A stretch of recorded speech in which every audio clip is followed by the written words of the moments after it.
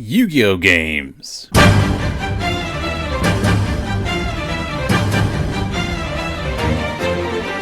For over the last year and a half, I've been doing a bit of a dive into the world of Yu-Gi-Oh games, and while there are still plenty of games to talk about, I figure since 2024 is on its last month, that we'd wrap up this little saga with a quick compilation of the games I've covered thus far. I do want to cover more of the remaining Yu-Gi-Oh games, especially since we're getting a compilation of the older ones that we didn't get much of a chance to play back in the day. Of course, there are other Yu-Gi-Oh games I can cover, such as Monster Capsule Game Boy, Tag Force games, the 5Ds games, but I want to see how much of an interest we have here. So if you enjoy the series of videos where I deep dive into Yu-Gi-Oh games, let me know by watching this video and supporting it. In any case, I'm MangaKamen, and it's time to duel.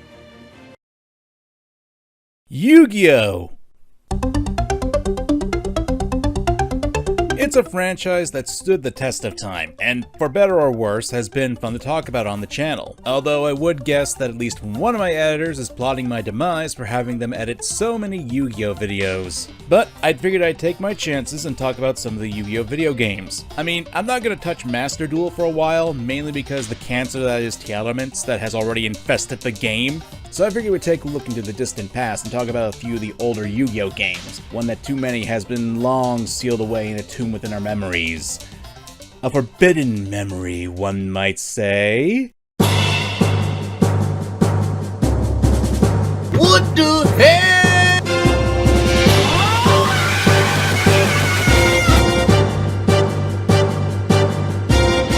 Yu-Gi-Oh! Forbidden Memories, the topic of today's video, was a game for the original PlayStation that came out in 1999 in Japan, and for us filthy gun-slinging Americans, it was 2002. It was one of the earliest Yu-Gi-Oh! Video games that many people from the 90s can remember, and to be honest, it really shows its age. When the game came out, it was met with mixed reviews, being released way back into the Duel Monsters age of Yu-Gi-Oh! Even the rules for Forbidden Memories itself reflects that to a degree. And you really only need to look towards some of the character designs and how they have that old retro look, or how they have some oddities here. For example, look at Isis, who is obviously supposed to be a Shizu Ishtar, only with evil eyes. Or the fact that certain characters are in completely non-canon events. There's about as much continuity in this timeline as there is if you tried to make sense of every piece of macaroni art you made as a kid.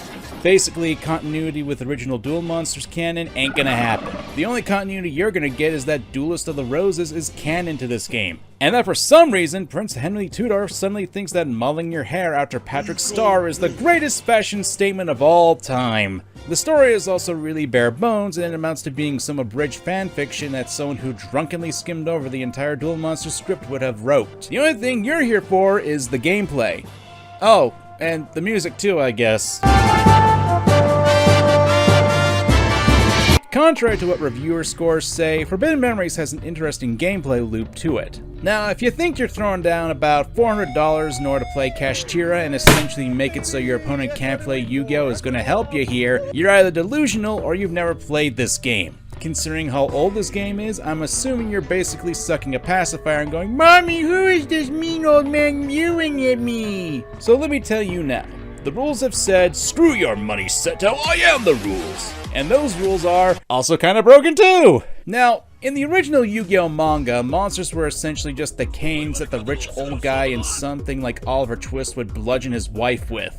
And whoever had the bigger number was going to be the winner. At least until the creator of Yu-Gi-Oh! Rest in peace my lord and savior Kazuki Takahashi, changed the manga to follow the card game because it got super popular. The same thing can apply here, and much like the early manga and anime editions of the game, stars on a monster are just decorations. The higher the star rating, the brighter the Christmas tree, basically. You don't need attribute cards in order to play stronger ones. Monsters don't have effects, and every time you start your turn, you draw till you have 5 cards in your hand. It basically did what Yu-Gi-Oh! 7s did before 7s. Yay! Other changes that were applied is that you can only play 1 card per turn onto the field, so you can either play a monster, spell, or trap card once per turn. Granted, if you're starting to get one too many cards in your hand for your liking, there's a neat little trick that you can do that my editor likes to call bullsh! I mean fusion. Fusion in the original TCG was basically when you used a special spell card to combine 2 monsters into a brand new one. It was a very common thing to see this in decks at the time.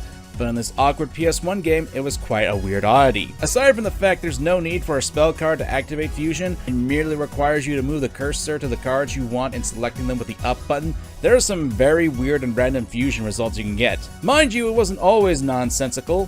For example, combining a dragon and a thunder monster to get Thunder Dragon, or the superior twin-headed Thunder Dragon, or combining a fire monster with a warrior will get you a fire warrior like Flame Swordsman. But if you're not careful when you combine cards, it can bite you in the ass. The way this works is if you have a combination that ends up being wrong, then whichever card was played first will be discarded. In almost every way, fusion is your go-to trump card for a majority of the game, and the results can be life-saving. But let's say the card you got isn't enough, and you know it. You're biting your nails wondering what to do. You have what it takes to make a twin-headed Thunder Dragon, but your opponent has a Black Skull Dragon. Your measly twin-headed good boy ain't gonna cut it. But then, like a light in a dark void, something catches your eye. That's right, you see the one, the only, Bright Castle! You have at your disposal what are known as spell and trap cards. Much like the actual game, you can play a variety of spell or traps, all of them offering just as many effects that can range from stat buffs to stat debuffs for your opponent, all the way to nuking an entire field. Let's say you play a field spell which can power up some monsters by 500 points. Or lower the power of some monsters. Some monsters will get a buff, but others might get nothing, or get worse. So playing stuff like fairies or machines are honestly a detriment to play since they're more often than not be at a disadvantage. Equip spells, however, are more often your best bet for turning a bad situation around since they allow you to power up your monsters usually by 500 points each. Although Megamorph will boost your monster by 2, meaning it's double the normal stat buff. But you also have to be careful because some equipped cards cannot be used on some monsters. And some cards are just completely useless. Take the ritual cards for example. Much like in real-life Yu-Gi-Oh!, ritual cards aren't great. Not only due to the fact that you need to have 3 separate and specific monsters on the field, some of which are incredibly hard to get on their own, but rituals are essentially phased out because you're better off just trying to get the monster cards themselves. Let's give an example. Let's say you want to play Magician of Black Chaos, and for some reason you've consumed enough alcohol to get it via ritual summoning. You need the following cards. Winged Dragon of the Fortress 1. Okay, that makes sense since that was a card in the original Yugi's deck and was the first monster he ever played in the anime, but Blast Juggler is also one of those cards. For some damn reason. I guess the developers decided to huff some of Blast Juggler's special fuel. And then there's Dark Magician. Now, you may be thinking to yourselves, oh, that doesn't sound too bad, you're just complaining about collecting cards. Oh, you sweet, demented fools and ignorant children. Here's the thing, if you know anything about Yu-Gi-Oh!, you're probably thinking to yourself that probably the hardest card to get in this game is Dark Magician. And don't get me wrong, we'll talk about card drops in a little bit, but there are only about 4 opponents that you can possibly, and I mean possibly, get the card from, either in the campaign or in Free Duel, where you'll spend most of your time in the game. But here's the kicker. You can never play the ritual spell because you can't get Winged Dragon number 1 in this game. Forbidden Memories has a total of 722 cards in the game. However, 33 of those cards are unattainable in the Western releases of it. You can only get 689 of those cards. Hell, you can't even get the Dark Magic Ritual card because of this. Even the game's auto-win condition, Exodia, is locked behind this with 2 of its pieces being a part of the 33 locked cards. Now, you may be wondering yourself, why are these 33 cards unattainable in a game that's essentially a prehistoric gacha game from the Yu-Gi-Oh! Dark Ages, where the point is to get the cards? Well, to make a long story short, there was a device called the Pocket Station. It was a Japanese memory card peripheral that allowed you to play small mini-games on it and access specialized content for certain games. And it was only available in Japan. And wouldn't you know it, Forbidden Memories was one of those games. And unfortunately, those who got the game in the US and Europe got screwed over twofold. The first is that Sony never released the Pocket Station outside of Japan. Duh.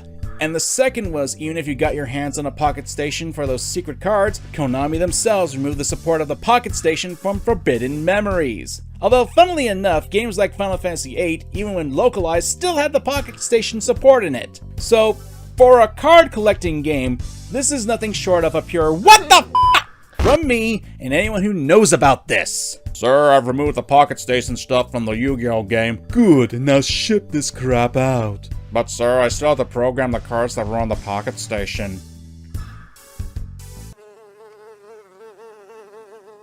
To quote a certain someone, what were they thinking? Thank God for mods. Now here's a joke to lighten the mood a bit. Card drops in Forbidden Memories.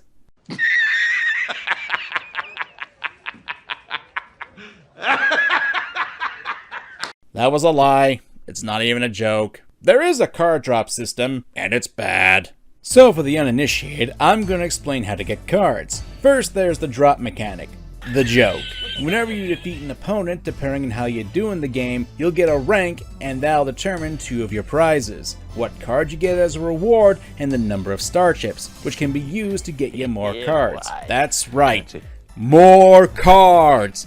But while the drop system was a joke, this next method of getting cards is even more akin to a nightmare.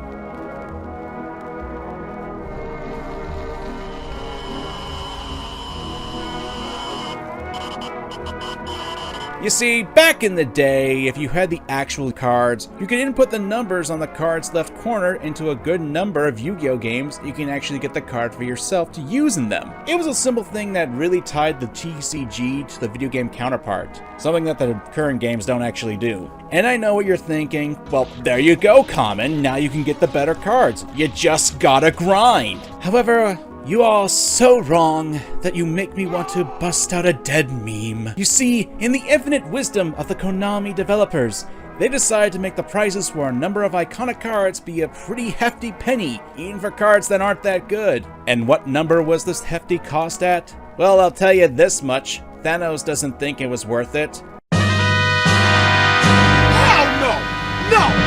Oh my God, do you see this? It's bad enough that you can only get a max of 5 chips per victory, but 999,999 star chips? If you convert this many star chips to dollars, you'd be looking at the same price Elon Musk spent on purchasing Twitter. So if you wanted to spend time getting enough star chips for this, you'd be looking at yourself in the mirror when you were geriatric by the time you got a single good card. If you're a fresh young kid and have even a single good card from this system, then you might as well roll me up in a Bugatti and say, what shade of white is your Blue Eyes White Dragon? So as you can see, your access to some cards is nearly impossible. So unless you can use a Game Shark or you can mod the game, you're kinda screwed. Of course, that's not the only way the game cheats you. It's just one of the biggest middle fingers that this game likes to give people. But here's the thing, the game can be tolerable if you manage to get the right cards. For example, your starting deck is randomized, and if you can make this card, you at the very least stand a chance. The Busted Fusion mechanic allows you to take any dragon that has over 1600 attack points and any thunder monster, then you can create this 2800-ton battleship and mop up the early parts of the game fairly easily, even without many equips. Or so you think. So here's the thing about Forbidden Memories. When you're playing the game, the last parts of the prologue set up, there's quite a bit of a jump in difficulty. And it's all thanks to this guy, Haitian. I think that's how you pronounce it. One of the major antagonists of the game. And it's basically an early sneak peek into the difficulty of the latter half of the overall game. And here's something I need to explain to you. If you lose any duel in the campaign, save for this one scripted one against Hasten, that's it, you're done. This isn't too bad if you do save every so often. However, in the latter half, you have to deal with the high mages and their lackeys. At the temples, each representing one of the different field spells in the game. You need to defeat the lackey, then the mage. Then you can leave after you beat the lackey, but if you do and return to the temple, you're gonna be facing the lackey again. You gotta beat the high mage too at the same time, otherwise you'll be stuck. And some of these mages pack as much punch as Haitian. And our good boy here just ain't gonna cut it by himself. It might not be a terrible challenge for some, but considering what my editor went through in an old Let's Play he did, oh my fucking god! What? for some, it's an eldritch nightmare. But I also bring this up because of the final gauntlet. You see, for the final part of the game, you need to face off against 6 opponents without saving. So if you lose to one of them, then you're out. And this sucks because these guys have the best cards in the game, including the Blue Eyes Ultimate Dragon, a monster that has 4,500 attack points. And that wouldn't be so bad, but the AI cheats. Yeah, you heard me. This game legit cheats you. You remember when I brought up Game Shark? Well, there's a code that allows you to see what cards your opponent has in their hand, and it was confirmed that the game will actively change the cards in their hands in order to counter your stronger monsters. The game literally pulls a Bandit Keith on your ass. So, this game is actively kicking you in the balls and shoving a hot fireplace poker up your ass, while expecting you to sit there and beg for more. It will do whatever it can to screw you over. It's hard, very hard, unreasonably hard even. But it's not impossible. There are a few tips that you can do in order to maximize your chances to beat this dirty cheater. Tip number 1. You need Raigeki or Black Hole. Remember when I talked about how your starter deck was randomized? Yeah, much like how a ton of Pokemon players will farm starters to get a shiny or the right nature, you want to do the same with your starting deck to have either of these cards. Raigeki is a spell that destroys all your opponent's monsters, meanwhile Dark Hole destroys everything. Raigeki is the obvious better pick since you don't run the risk of destroying any of your cards, but Black Hole is your next best option. Tip number 2. Farm Simon. So this one can be missed, since at the start of the campaign you run away from a guy named Simon Moran. He's the first duelist in the game that you can challenge, and once you do, you can farm him in free duel, which can get you a lot of cards that are useful for the early game, and get some star chips too. Tip number 3. Fusion rules! You want to really utilize the fusion mechanic pretty quick, as it allows you to create powerful cards from weaker ones. I already brought up the twin-headed Thunder Dragon example, but if you combine plants with a zombie, you get Pump King, the King of Ghosts. Fusing a plant and a dragon will net you B-Dragon Jungle King, and combining a zombie and a dragon will get you Cursed Dragon depending on certain factors. Those factors being that you need to consider the attack points of your monsters before fusing them. If, for example, we have a dragon and a plant looking to make B-Dragon Jungle King, either of them have more than 2100 base attack points, that fusion will fail. Oh, and 2 things that the game doesn't tell you is that some cards are multi-typed, and the game will always go with the weakest result when you fuse with them. So if you had Dragon Zombie, a card that counts for fusion for a dragon and a zombie type, if you combine it with a thunder monster, you'll get Twin-Headed Thunder Dragon. Tip number 4. Get Jirai Gumo. Okay, so this is basically an easy card to get that has high attack value. Nightmare Fuel over here is a 2200 attacker that gains advantage in the forest, and oddly enough is really cheap to get via the password. For about 80 star chips. That's about 16 5-star duels to get, and it isn't hard to achieve. It's a strong card that doesn't need fusion to make. Tip number 5. Guardian Stars. So here's something that I missed earlier, but each card has 2 Guardian Stars to them. Think of them as elements, and each star is strong against another, and this is shown whenever you battle an opponent. What happens is that if a monster has a stronger Guardian Star than the other, it gains 500 attack during the battle. But here's a diagram on screen to explain it.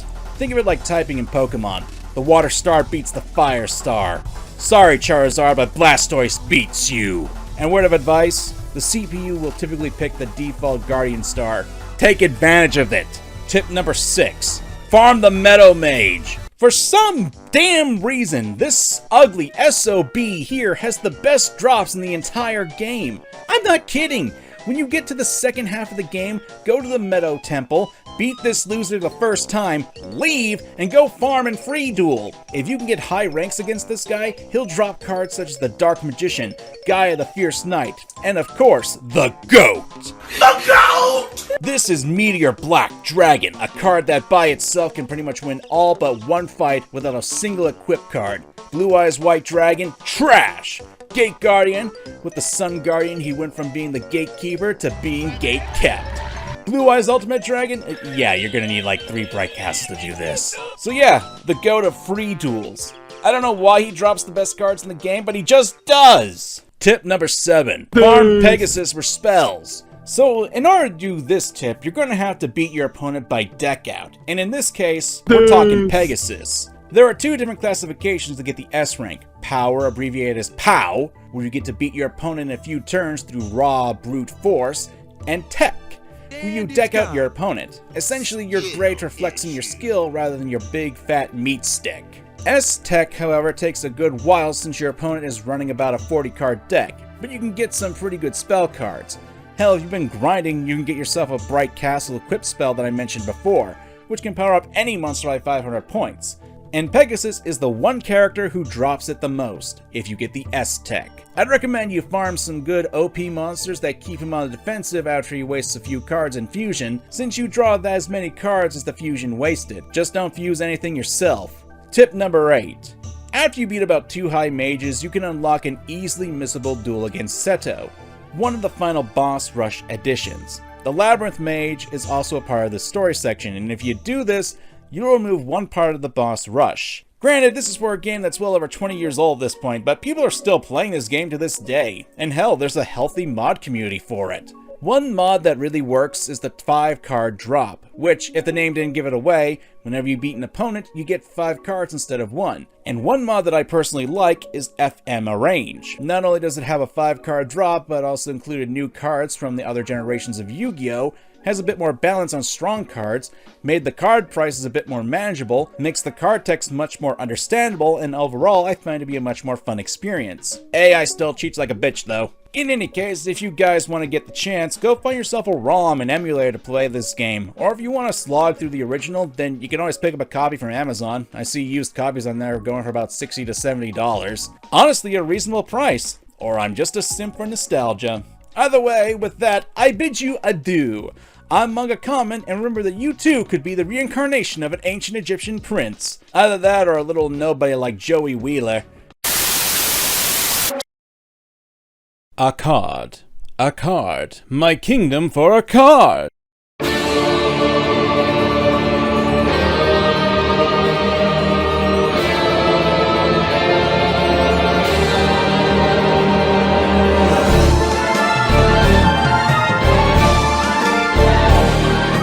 You know, I miss the good old days of Yu-Gi-Oh games, back when there was a lot of creativity and the games weren't just glorified real card simulators. Don't get me wrong, those kinds of games are necessary.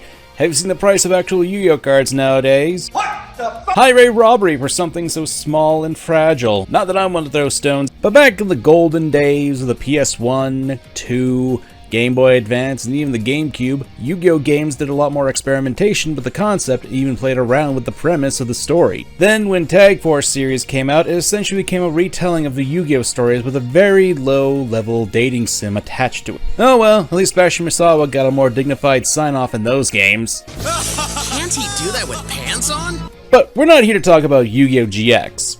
Again. No, today we're going to be talking about the Yu-Gi-Oh games, and in this specific case, the classic Duelists of the Roses. Man, that title screen brings back memories. I used to play this game on Saturday nights, grinding out against the AI to get those cards. It's Saturday night. I have no date, a 2-liter bottle of Shasta, and my all-rush mixtape. Let's rock. What the hell is this? Most of the time when people talk about Yu-Gi-Oh games, Forbidden Memories comes up. Heck, that was one of the first Yu-Gi-Oh game videos I talked about on this channel, Duelists of the Roses.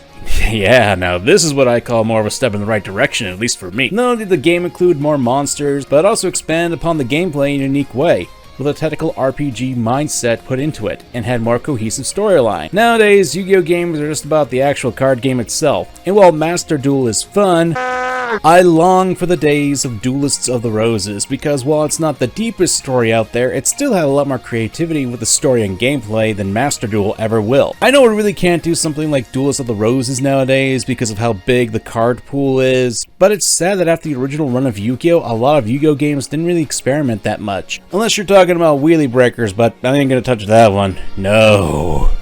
Duelists of the Roses is a weird beast. The game was released early in the PlayStation 2's life, coming to America in 2002, and eventually got remade into a greatest hits because it did commercially well at the time. Granted, critics at the time weren't so favorable. Play this game long enough and you'll feel like a complete loser.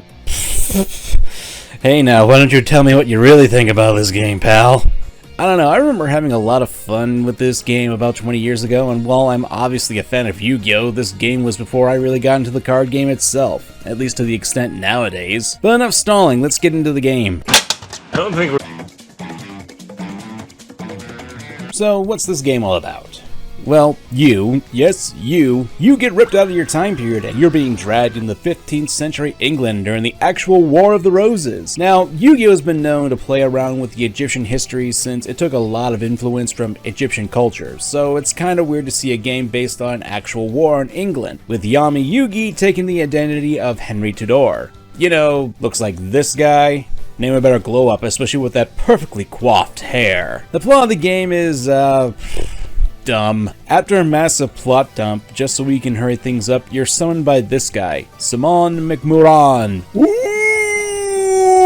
No! A guy who seems a bit too happy to see me. This is your basic isekai plot. What with you basically being a blank slate of a character, you don't even know what you look like. All we're missing is Truck-kun and you have any generic anime plot here, pal. Apparently, we're the chosen one in this plot. The Rose Duelist, who is destined to defeat the evil forces of Rosencruz. I don't know what you're expecting here, pal. I'm just a YouTuber. More than likely, you summoned me while I was wearing my pajamas and downing a can of caffeine-free Diet Pepsi. Is this what a legendary duelist looks like to you? After that, we're then told to input our name, and here's something that's interesting. What you input here is actually relevant to the game's programming as it determines which starter decks you'll have access to at the beginning of the game. There are about 17 different starter decks and each has their own typings to them. One of the better decks you can get your hands on is the Fairy King Truesdale deck, which has a lot of insects in it. I'll explain later since that's not the deck I'll be using, but for now let's put in the name Keith. And no, that's not my real name, I just want to be patriotic. In America. After that,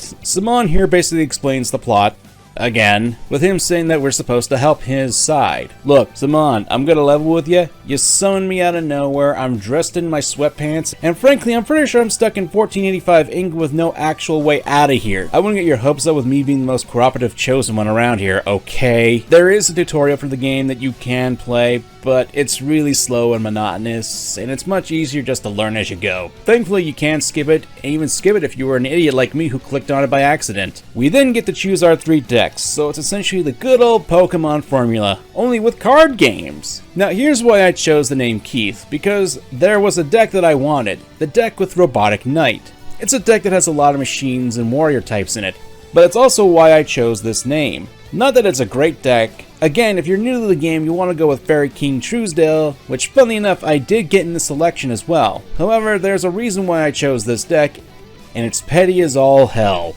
Look, Simon, I appreciate a free deck of cards as much as the next guy, but you gotta understand that... Let's have Oh hell yeah, I don't even care if that armor is impractical as all hell. It's the best character in the game, Seto. Why is he the best character? Well, aside from being another version of Seto Kaiba, this guy here offers us a choice on whether we want to be with the Lancastrian dorks or side with the Yorkists, who actually have a way to get us actually back to our own time. Do you even think that the Honorable Common would even lend an ear to your ridiculous proposal? You know you didn't have to kick him off, I was gonna let the old man go. Meh. Not like we see the old guy after this scene anyway. Yeah, I'm gonna be straight up here, you aren't going to get a very deep story with this game, which kinda sucks since the premise for it is pretty fun, and could lead to some interesting interactions in the game, especially if you could effectively choose to be a part of either faction. If you side with the Yorkists like I did, I would have loved to have chilled with 15th century Rex and Weevil. I mean, that'd be a fun scene or two, maybe offer some sort of characterization for them. You essentially have almost free reign to do whatever you like with the characters in this game's narrative, but it's mostly just window dressing. Most people who aren't buffs of the time period wouldn't realize that this game basically has Mai married to Pegasus, Taya is Yugi's future wife, Tristan is her half-brother, and Solomon Moto is his uncle Jasper. The entire relationship chart is thrown out the window and nothing is really done with it. You essentially have an alternate universe of the original cast of Yu-Gi-Oh! With an English and French flavor tossed in, and you do nothing with it! You could have done some fun stuff with the characters who are in war and used cards to fight against the opposing side. Maybe offer more dialogue choices that are just fluff to the characters, since the game does open up with choices, but that's pretty much all you're gonna get. If you're expecting a YouTuber to actually care about their content but lack the technical abilities to really push it harder for their audience, especially when there's potential in the content. But I wouldn't know any of that. I want to be clear that I do love this game, but I will readily admit that this game has a lot of lost potential with pretty much everything in it. I wouldn't say it's terrible though, not by a long shot, but I will say there could have been a lot more with this style of gameplay and story. So let's take a look, and since we've taken the Yorkist route, let's begin the game proper. Glory of England! So, since we joined the badass side of Seto and the Yorkists, our opponents are the supposed good guys who have taken on the appearance of the protagonists and their allies in the original Yu-Gi-Oh! Anime and manga. And our first opponent is Taya. The Rose Duelist! You dare to betray the hopes of Princess Yugi? I mean, I got summoned here in the middle of the night, what do you want from me? Hell, you guys were losing and you needed me to win. That tells me that I'm the key player here. Don't hate the player, hate the game, which we should get into. And to start off, if you understand classic Yu-Gi-Oh, you're already halfway there to understanding this game. How this game goes is a little similar to the actual card game. However, the board is 7x7 tile frames. Each turn, both players draw till they have 5 cards in their hands, but can ultimately place 1 card on the field adjacent to where their deck leader is on the board. Deck leaders are essentially the avatar of both players in the game, and once per turn, you can move to an adjacent square on the board. Your goal is to defeat the opposing deck leader. You can do this by battling their monsters in attack position and inflicting damage to their life points, move your monsters up to their deck leader and attack them directly, make them run out of cards, or surround the opposing deck leader so they can't play a card. There are differences between this and the actual card game, such as the fact that your monsters need to be next to a monster or a deck leader in order to attack it. You start the duel with 4 stars, and every time you start your turn you get 3 more stars. These allow you to summon monsters that use those stars, which are indicated on the cards themselves. Spells and traps don't need to use stars and can be placed onto the field wherever you want next to your opponent, and can be placed onto the field. The game also takes a few pages out of Forbidden Memories, a game I talked about on the channel not too long ago, meaning you can fuse cards in your hand, although you have to be careful, as you cannot exceed more than 5 monsters and 5 spells and traps on the field at a time, otherwise the new card will just be deleted.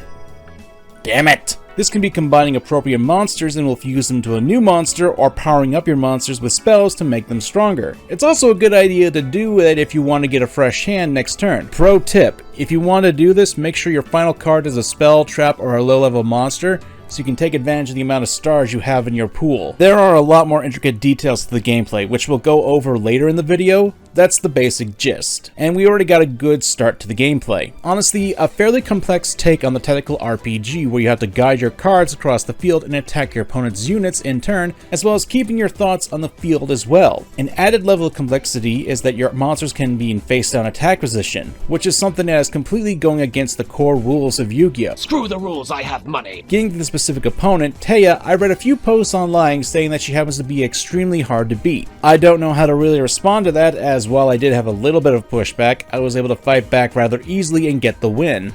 Taya's deck isn't all that great unless you selected a Fiend type starter deck, since her deck doesn't really have any monsters whose baseline strength is 2000 or more, and the terrain doesn't exactly help her out either. I will get to the terrain soon, since that's a major part of the gameplay to take in consideration as well, but it doesn't really come up in the duel since Taya is supposed to be the first opponent on this route and is supposed to be the easiest of the duelists. Once you defeat an opponent, we're treated to a small mini roulette game where, depending on how many of your opponent's cards are in the graveyard, you can take your chances to turn, getting monsters and not getting the lesson that we should have learned. This is a vast improvement from Forbidden Memories, because while there was a bit of a random chance in this system, you still get a much better idea of what you can win from your opponent's decks, not have to worry about a ranking system, plus you can get at most 3 cards, although regrettably you won't be able to get duplicates when you do get one of each. But if you manage to get all 3 of the same card, you get a jackpot and can get a bonus card. I mean, I suck at this minigame, so you won't be seeing this happening with me, but I figured I'd just bring it up. After beating Taya, we're given a red rose card. The goal of the game is to get all 10 red rose and white rose cards, and luckily for us, we're immediately given a full set depending on which route we're using. This is where I think a third path could have been done, a renegade path where you fight both sides. Maybe make it a more difficult route for players who want to take on each of the duelists with stronger decks. Oh well. After this, we face off against T. Tristan Gray and his crab walker strategy. Oh god, this can only be fun. So how long did this duel take me? You stink, loser. I won't be going into full detail with every duelist we face since I actually respect the finite time you have on this earth, but sometimes the AI in the game isn't the best. There are times where Tristan will throw his monsters into yours, even when they're faced up and have more attack points than his monsters. Congratulations, Tristan! You're still the most useless character in Yu-Gi-Oh! Hooray! I'm pushing you to the sandbox and stealing your wallet later. Since we're not going to talk about the duel itself, since his deck has no actual cohesion, let's talk about deck costs. When you're about to face an opponent, you'll see that they have a number between their name and portrait. Each card in the game has a number in it, and each time you include the card in your deck, the deck cost increases. If your DC is higher than an opponent's, you can't duel them. The game gives the excuse that you can't take the rose card from your opponent if your DC is higher than theirs. And while it's a good idea for a campaign, You can't really challenge them once you get the bigger and better cards without including absolute trash in your deck to balance out the numbers. Look, I just don't want to run 3 fake traps in my deck. They suck!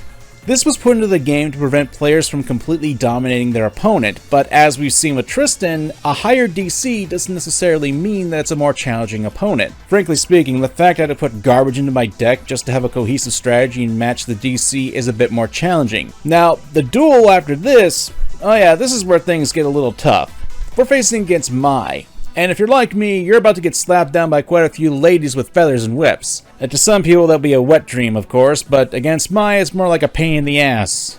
Which still might be to that dream, I guess. This is where we're going to be talking a bit more of the terrain aspect, since Mai here happens to have a pretty stacked up terrain on the board with mountains. You see, with terrain, there are monsters who gain advantage or disadvantage with this. What I mean is, monsters with advantage will get 500 extra attack points and defense points while on the field, and that gives them advantage, and will also gain the ability to move 2 squares instead of 1. Thankfully, the only real disadvantage that monsters get is a power decrease of 500 to their attack and defense. It'd be pretty stupid if your monsters couldn't actually move on the board if it was the wrong terrain. To use the example on hand, Mai uses a lot of dragon and winged beasts in her deck, and the field has a lot of mountain terrain tiles. One thing I should point out is that the terrain that is used for combat is the one where the attacked monster is happening.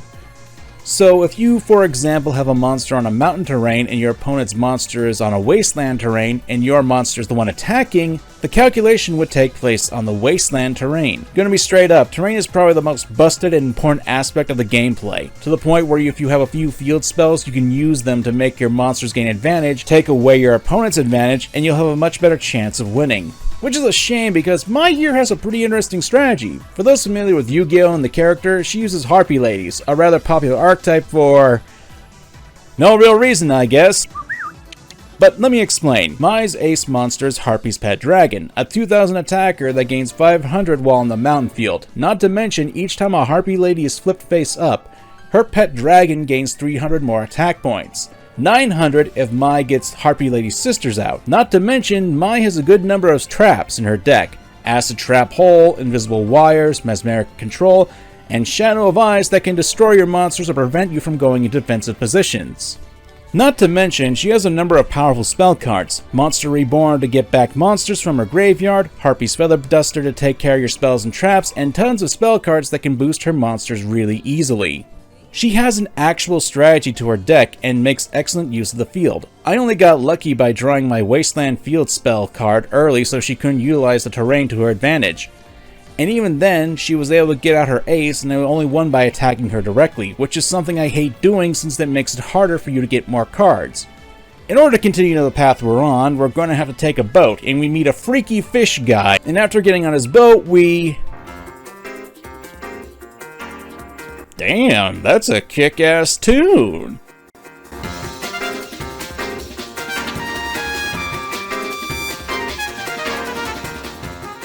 Oh yeah, there's an element to the game that I think should be praised indefinitely, and that's the music. The song you're listening to is called Mako, Mercenary of Brentonegg. It only plays one time in the entire game, and that's during this cutscene with Mako. The music is amazing and has this really epic feeling to it, which is kind of a shame that it's only regulated to this. Then there's Seto's Arrival, the music that was playing when Seto showed up to recruit you.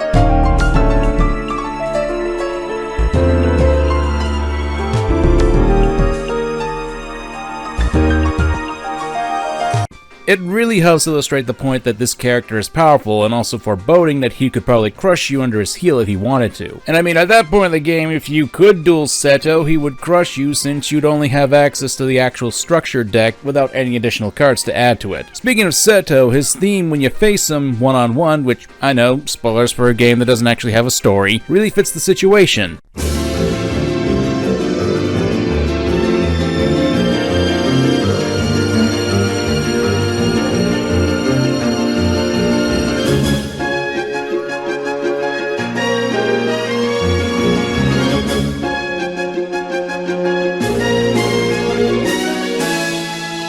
It's got the spectacular and classical motif to it that gives you the motivation to fight with all your might against his opponent who's willing to do whatever it takes in order to fulfill his goals. And later on, Yugi Henry Tudor VII, his theme comes to play.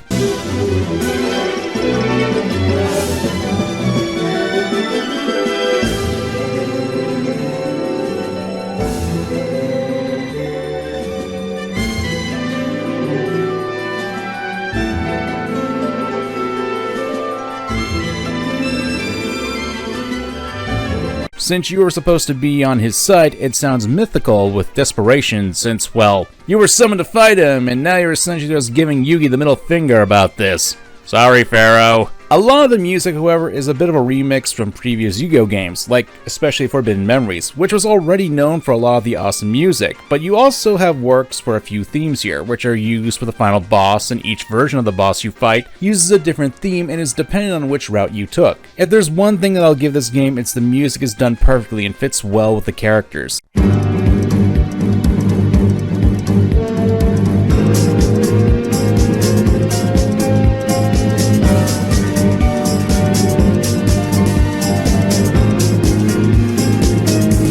If I had one issue, it's that the same tunes for each route and duel are the same, save for Seto and Yugi's battle themes for their respective duels. The song we're talking about at the beginning of this section is just used for the cutscene where the boat just goes around in a curve. I would have really appreciated if the song was actually used against Mako since he's an outsider from the conflict, and as such, it'd only be appropriate for him to stand out more with his musical choice.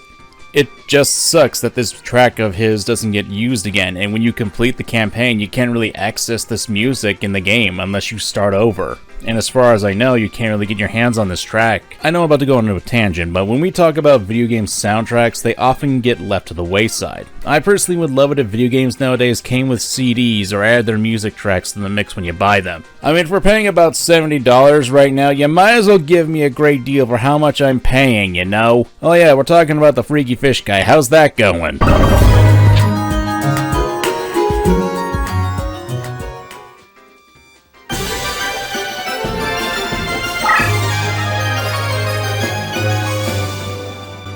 Oh.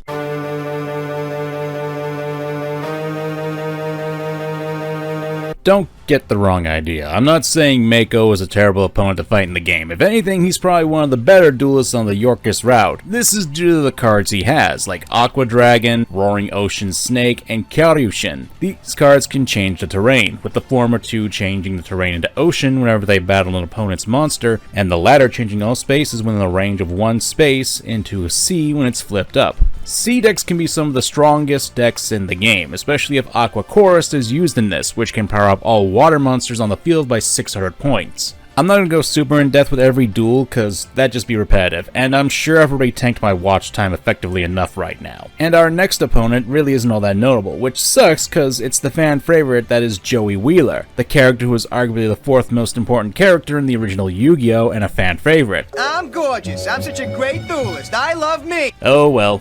What I'm trying to do is focus on the new mechanics that we can talk about when it comes to the duels, and which one will be the best to showcase these mechanics. So, we're going to Paris, and who's next but... Flappin' Flotsam, what's that?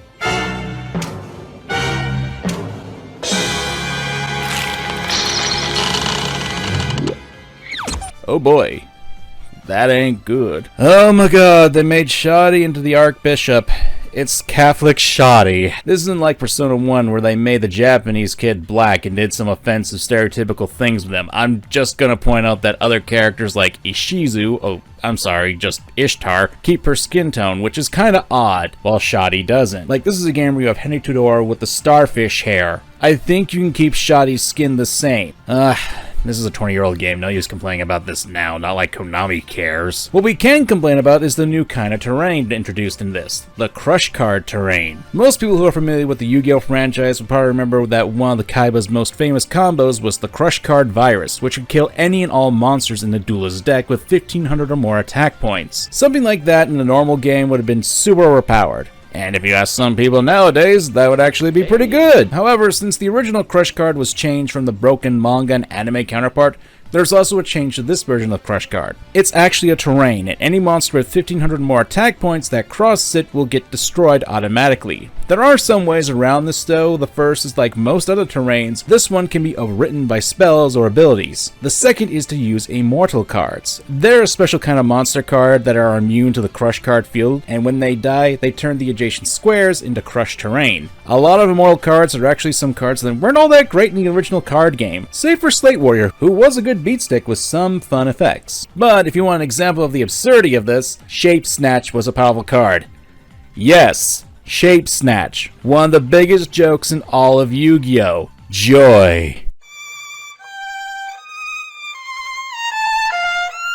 Tell him to go eat shit, Johnny. Garbage aside, there's one other aspect to Shoddy here that I want to touch on, and it's something that I didn't really see, but it has to do with the deck leader. You see, deck leaders can gain abilities. If you're familiar with the Deckmaster system for one of the filler arcs of Yugioh, this shouldn't be too much of a surprise. I'll go into more detail in a little bit, but know that your own deck leader doesn't have the abilities to start with, but can gain them. But it's a pain and a half to get them if you're just playing the game regularly. After Shoddy, we're about to tackle Grandpa Tudor.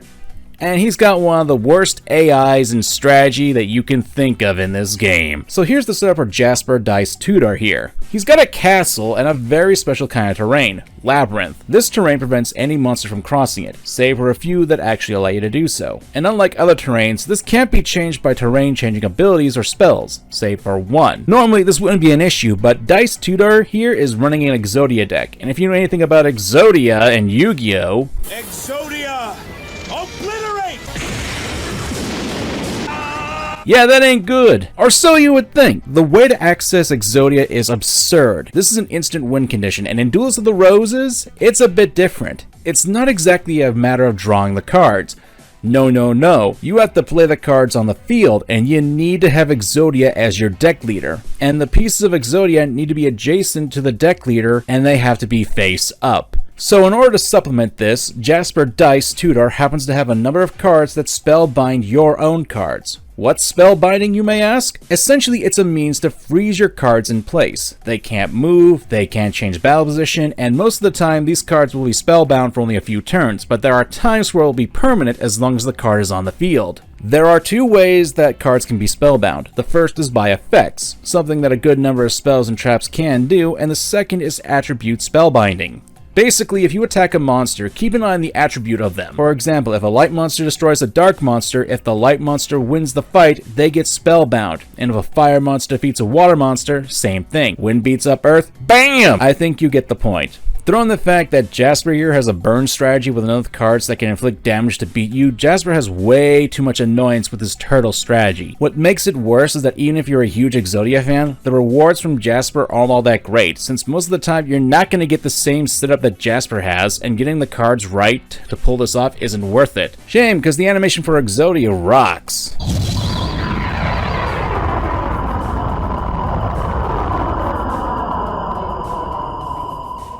The next duelist is Bakura, who takes the role of Jack Cade. But since Jack Cade died before this game even takes place, and since this duel sucks, we'll just ignore this loser. Way to treat one of Yu-Gi-Oh's antagonists. Oh well, into the trash you go. Finally, we're facing against Henry Tudor, the villain of this story. I mean, the guy did summon me because his duelists suck. Joke's on you, Yugi. I was secretly evil! Yugi's duel is a fair bit more complicated, since there's a lot of different terrains to it, and as such, it makes it a little more difficult to plan strategies, but it's also where we can finally talk about deck leaders. Deck leaders can have abilities, however in order to get those abilities, you need to be able to rank up your deck leader. So how do you do that? Well, this is something that the game never actually tells you, but there's an experience system to your monsters. Monsters can gain experience in a number of ways, destroying monsters in battle, defending against attacks, and being on the field. Also, winning a duel allows your current deck leader to gain some experience. But you can also lose experience. If a monster gets sent to the graveyard, being a prime example. A good strategy to do is to have multiple copies of a card you want to level up and trap your opponent so they don't have enough room to move between two squares, but that would be too scared to play a card. Then you just waste time with your cards on the field to gain EXP. Ultimately, you'll be able to get as many copies of your Deckmaster on the field to do that. Oh, right, the duel itself. Well, here's the thing. Yugi is actually kind of competent. Most of the time. The guy's got a lot of OP spells and traps. For example, Mirror Force, which if activated,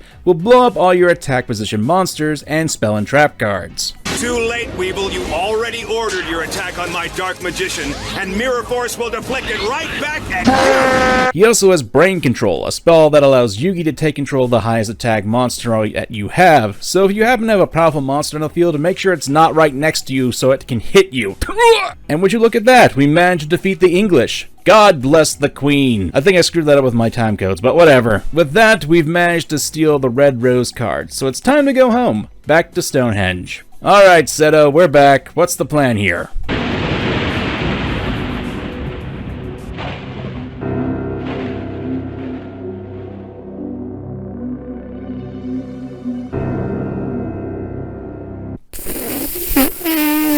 Is this who you wanted to summon, Seto?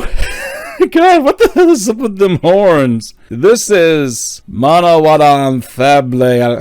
I don't know. I tried. To make a long story short, Seto summoned a Celtic god, and to top it off, it turns out Dark Knight from Forbidden Memories is his brother, and he is pissed that he got sealed away by humans. Well, look, buddy, I don't know if you know this, but those humans are in ancient Egypt, and they're dead. I ain't doing nothing like this. Oh well, he's still hell-bent on destroying all humans. Gee, thanks, Seto. You could have at least sent me back home before you summoned this jackass. So, Manny here is probably one of the more difficult fights in the game. Not only does he have a lot of powerful monsters like Meteor Black Dragon, Blue Eyes White Dragon, the Gate Guardian components, and Zoa, he also has some pretty busted spell cards. One of the most broken in the entire game would be Ryoku, a spell card that halves your life points and gives that to all the monsters he has as attack points. The one weakness of this guy is that it takes a lot longer for him to set up his monsters since they require a lot of stars in order to get out onto the field. For example, if he wanted to get Sangha of the Thunder out, he'd have to wait a turn to play it since he only has 4 stars to start off with. He'd have to wait another turn to play that and gain 3 stars, but then he'd run out of stars and have to build it up again. So while he had a powerful monster, it gives you a shot to build up your forces and rush him, especially since there's a Yami field. So if you can get another fiend or spellcaster out that's relatively powerful, you should be able to what's happening?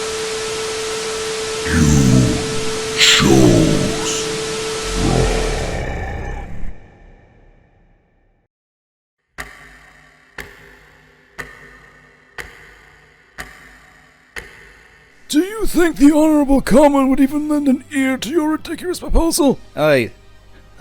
What just happened?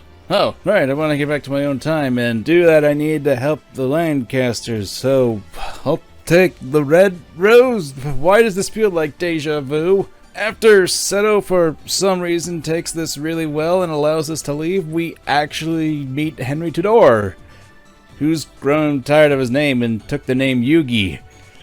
For some reason. After that, we're heading back to the mainland to fight the White Rose Crusaders. For the glory of England! Now, this is something fun. If you pick the Red Rose route, you actually have more freedom against your opponents. You can choose who you want to fight. Man, it'd be a real bummer to have choice at the beginning of the game and then make it super linear for a path like that, don't you think? It'd just be super hollow and show that the choices really didn't matter. Good thing that didn't happen, right guys? You know, I don't remember having all these cards. I'm not gonna complain. Let's start off with Rex. We'll save Bug Boy for later. Rex happens to be one of the better opponents to start off with, since a lot of his strategy is mostly a frontal assault on your deck leader, mostly relying on the terrain of Wasteland to power up his dino. He has a relatively high DC, so you can take advantage with that and have a decent sized deck and... oh, wait. I didn't talk about DC yet, so DC, one of the strategies that's best in the game is to take advantage of your opponent's field terrain. My starter deck is one of machines, and as such, they get a boost on the wasteland terrain, while Rex does have the spell cards that can destroy him. That never really stopped me from trouncing his dinos. And as much as I would love to say that you can get some good cards from him, unfortunately dinosaurs in this game aren't really given the most love. Hell, it wouldn't be years later that dinosaurs would get really good in the original card game. Weevil, on the other hand, he's a bit more of a pain. Here's the thing about Weevil's strategy. While he's a lot more defensive, he has a lot more tricky cards, and he has access to one of the most broken cards in the entire game. Perfectly Ultimate Great Moth. This monster, aside from having some massive stats and can evolve from other monsters, has a nasty effect that can lower the attack of all your monsters by 100 points at the start of your turn. Weevil will often try to get it out by fusing a weak Moth monster with Cocoon of Evolution to make Larva of Moth. It has 0 attack and 2000 defense and is immobile, but from this moment on, the clock is ticking and you have 3 turns to kill it before it becomes Pupa of Moth. If this happens, you have 1 turn where you can kill it and only have to deal with Great Moth, which still isn't great since it has the same effect as Perfectly Ultimate Great Moth and is still powerful, especially in the forest terrain. But if you fail to kill in time, you probably will lose. He will most often form his Larva of Moth in the corner of the map right next to his deck leader. He also tends to have a lot of powerful monsters in his deck that he can use to push you back. So if you're not prepared with your own strong monsters, he can plow through you easily. If you want my honest opinion, the Red Rose path is probably the more difficult of the 2 paths you can take. Not only do most of the duels on this side have more competent strategies, but they also have higher DCs to them. Well, most of them. Characters like Necromancer have a lower DC, which makes it a chore to slide out cards from a usual setup. And for what? A defensive duelist who has a lot of zombie monsters with zero defense. However, when you duel the guy, he actually is a deck leader with a few interesting abilities, one being the fact that he can power up its zombies monsters in addition to the terrain bonus that he gets. Not to mention he has a similar monster to Weevil's Perfectly Ultimate Great Moth, Pump King, the King of Ghosts, only instead of weakening your monsters, it powers up his zombies. He only has one though in his deck, however, this can make for an interesting strategy, especially if you want a zombie deck though. Especially you can get 3 copies of this pumpkin. But now we come to the more difficult portion of this side of the conflict. Darkness Ruler, Pegasus, and Keith. There's also Labyrinth Ruler, but his AI sucks, his deck sucks, and the only thing really going for him is the field since it winds around Labyrinth, so that sucks too. Let's talk about the 3 beforehand, because they actually have some interesting strategies going on and don't suck with their AI. Darkness Ruler, as a lot of people will see the design and remember the iconic Panic from the original Yu-Gi-Oh anime, his video game counterpart actually reflects his defensive strategy pretty well. He has the Yami terrain all over the field and has his Castle of Dark Illusions, which allows him to power up his Fiend monsters by 500 points, while in defense mode. He also has a lot of trap cards that can induce the spellbinding effect on your monsters, and he'll lay them out all over his deck leader. And to make matters worse, he has some of the more permanent spellbinding effects, especially Gorgon's Eye. A lot of people remember this card from the Pegasus duel against Yami Yugi. Its real life card effect is pretty paltry. In fact, it's impractical to use. But in this game, it's probably one of the more broken cards, especially since it does permanently bind your monster in attack position if you decide to end its turn in defense mode. In my humble opinion, this is where the game really shines and shows its potential to be a great strategy RPG, especially considering that the AI each have their own unique strategies, just some more than others. So let's talk about Keith. Although I think Keith here is a bit of a time traveler, I know it'd be sacrilege for him wearing the iconic Stars and Stripes bandana, but the Union Jack wasn't a thing when this game supposedly takes place. Oh well. Keith does have quite a variety of cards that can mess up your day. Barrel Dragon, when flipped up, can destroy a monster of yours. Machine King gets 100 attack points for every machine in the field, so we can have a 3k attacker quite easily thanks to that, and the terrain. And Metal Zoa is just naturally a beat stick. Keith has the highest average attack monsters so far in the game, and it's best to face him with an ocean deck since a lot of ocean monsters thrive in the sea while machines just rust. However, if you're like me and haven't gone to the other path of the game yet, we should take this opportunity to show how there are other means of getting cards in the game. There's the one-time option where you can input a password on the deck screen. In order to do that, you just need to press down on the R3 button. This is how you can choose a good number of cards to get better cards in the game. However, there is a caveat, and one I don't really understand. Yu-Gi-Oh! Often has these numbers in the corner of their cards, so you'd think that you can take that number and plug it into the game and get that card, right? Nope!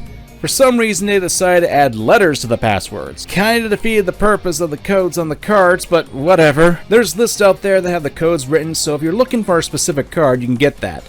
Although not every card has a password, so be aware that some cards like Black Skull Dragon are cards you can't really get via password. The other method of getting cards is via reincarnation. By pushing the L3 button, you can take one of your spare cards and trash it to get 3 new ones. The higher your card's DC is, the better prizes you can get.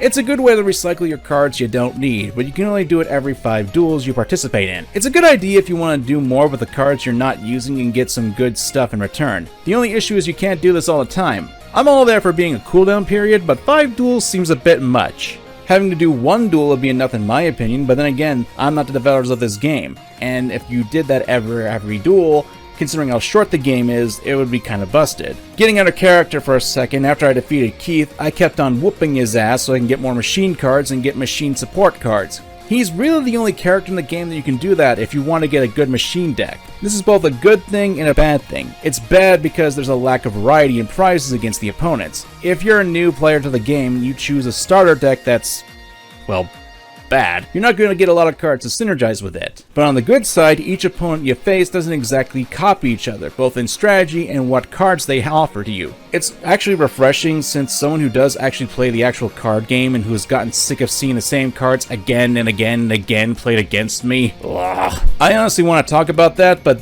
that's for the end. Right now, what I really appreciate is that each opponent has their own theme and set of cards. While there aren't too many opponents in this game, there's enough to be quite the variety, but there are plenty of cards that could be used for decks that aren't used. I understand there's only just so many duelists in the game that could be used, since this seems to only use characters from the Duelist Kingdom arc, but I feel like there could have been other characters you could have been using. Forbidden Memories had a lot of original characters that you could duel against. Why not do that here too? With every card that can be a deck master as well as having multiple different cards, it could have had a few more opponents, but I will say that I appreciate the AI for the characters that don't really copy each other and do use their cards more confidently, so long as they're not using the crab walker strategy. There's a lot going on here with the strategies, and it's something that I can really get behind with this game. Speaking of, we got probably one of the toughest duelists in the game, Pegasus.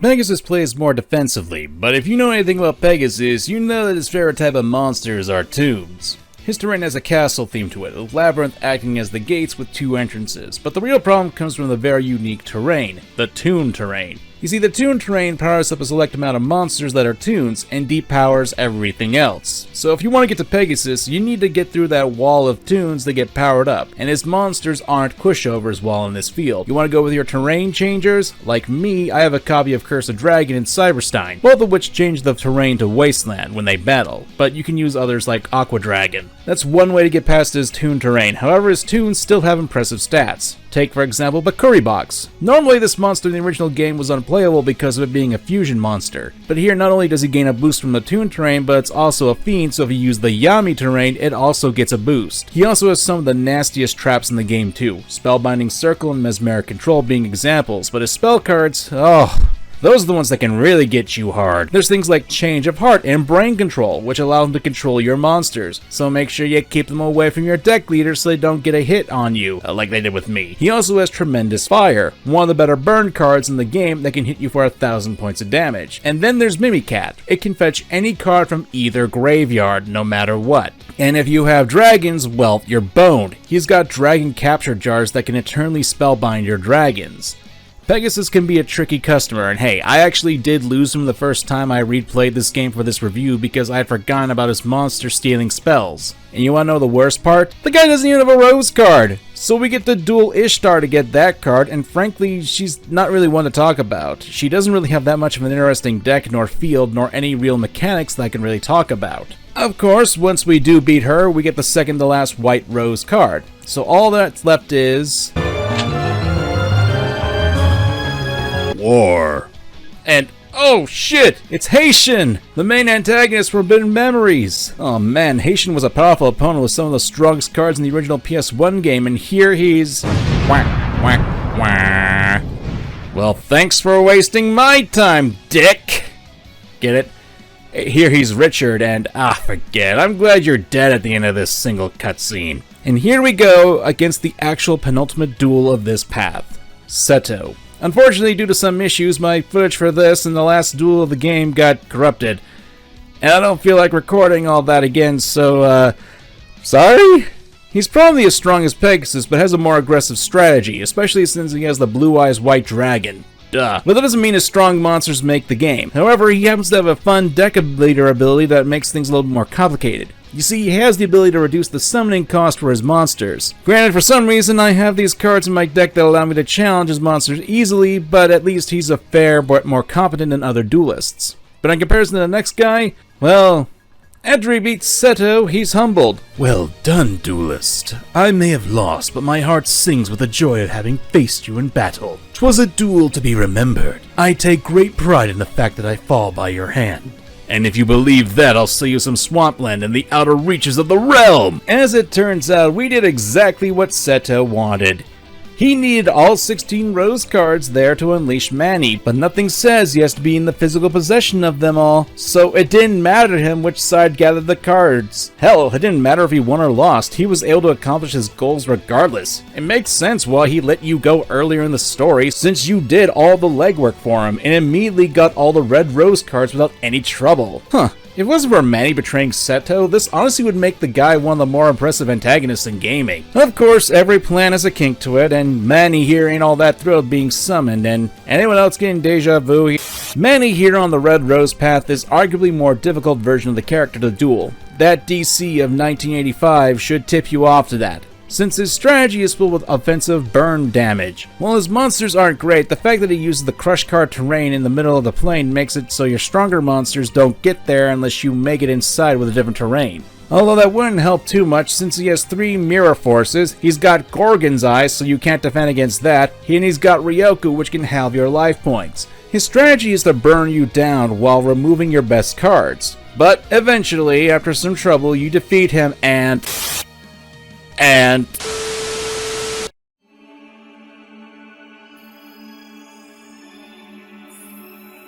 Depending on which route you take, you get a different ending. If you side with Yugi, well, you get screwed over. Yugi has treated you like garbage. He has you summoned to the 14th century against your will to duel a bunch of people and get their rose cards. You help him become King of England by usurping Richard III's throne, who, technically speaking, did nothing to you but challenge you to a friendly children's card game. Yugi takes credit for what you did and then erases your name from history. And you're stuck in this time period. He's supposed to be the good guy, right? Now, if you joined with Seto, it actually proves that he was the true protagonist of this game. We've learned that the guy was trying to claim his family's birthright, and says that most of the time when he summons the wrong card guardian, he deals with it himself. Nice. Honorable. The only reason why you had to fight the card guardian was because legend stated that we were supposed to do so. Again, this is supposed to be you. You're the duelist of the roses. And to top it off, Seto actually rewards you. He gives you a coat of arms that you can show to guarantee his family's debt to you, and he actually returns it to your own time. That ungrateful bastard Yugi couldn't be bothered to do that much. Again, who's the villain of this game? And that's the end of Yu-Gi-Oh! Duelists of the Roses. After you defeat both sides, you essentially just get a map showing all the opponents so you can duel again at your heart's content. And unfortunately, while there's no reason why you should, since you have all the rose cards, you can't duel them because if you have a higher DC, you're prevented from doing so. At this point though, you're just doing this for fun and trying to get cards. There's no story, there's no bonus content. It just sucks. I want to be clear on something. I love this game, and I have sung a lot of its praises, but I've also talked about a lot of its issues as well. I've talked about the AI, and sometimes the AI can be so stupid it'll continuously activate traps that you have on the field that are permanent. The best examples are Mirror Wall and Goblin Fan that can easily make your opponent hurt themselves in the process. And a number of monster types are pretty much screwed over.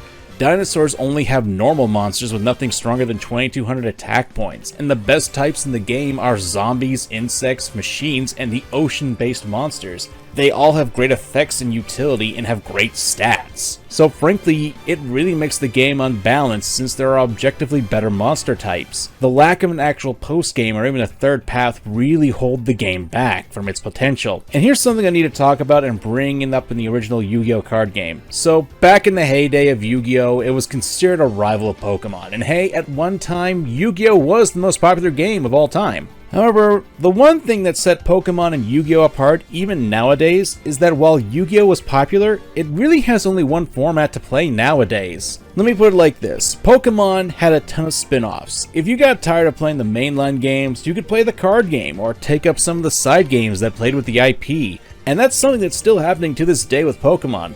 Complain about them all you want, I won't blame you for that, except if you talk about trees. But Pokemon is still making new content, and is at least varying it up with their games and such. Yu-Gi-Oh! On the other hand doesn't really have that aspect to them. We used to with games like Duelists of the Roses since it had its own meta to it. Regardless of being a mess, Yu-Gi-Oh! Has a high bar if you want to get into the game now. Costs for cards are extraordinary, especially if you want to play competitively. And even Master Duel isn't above this now.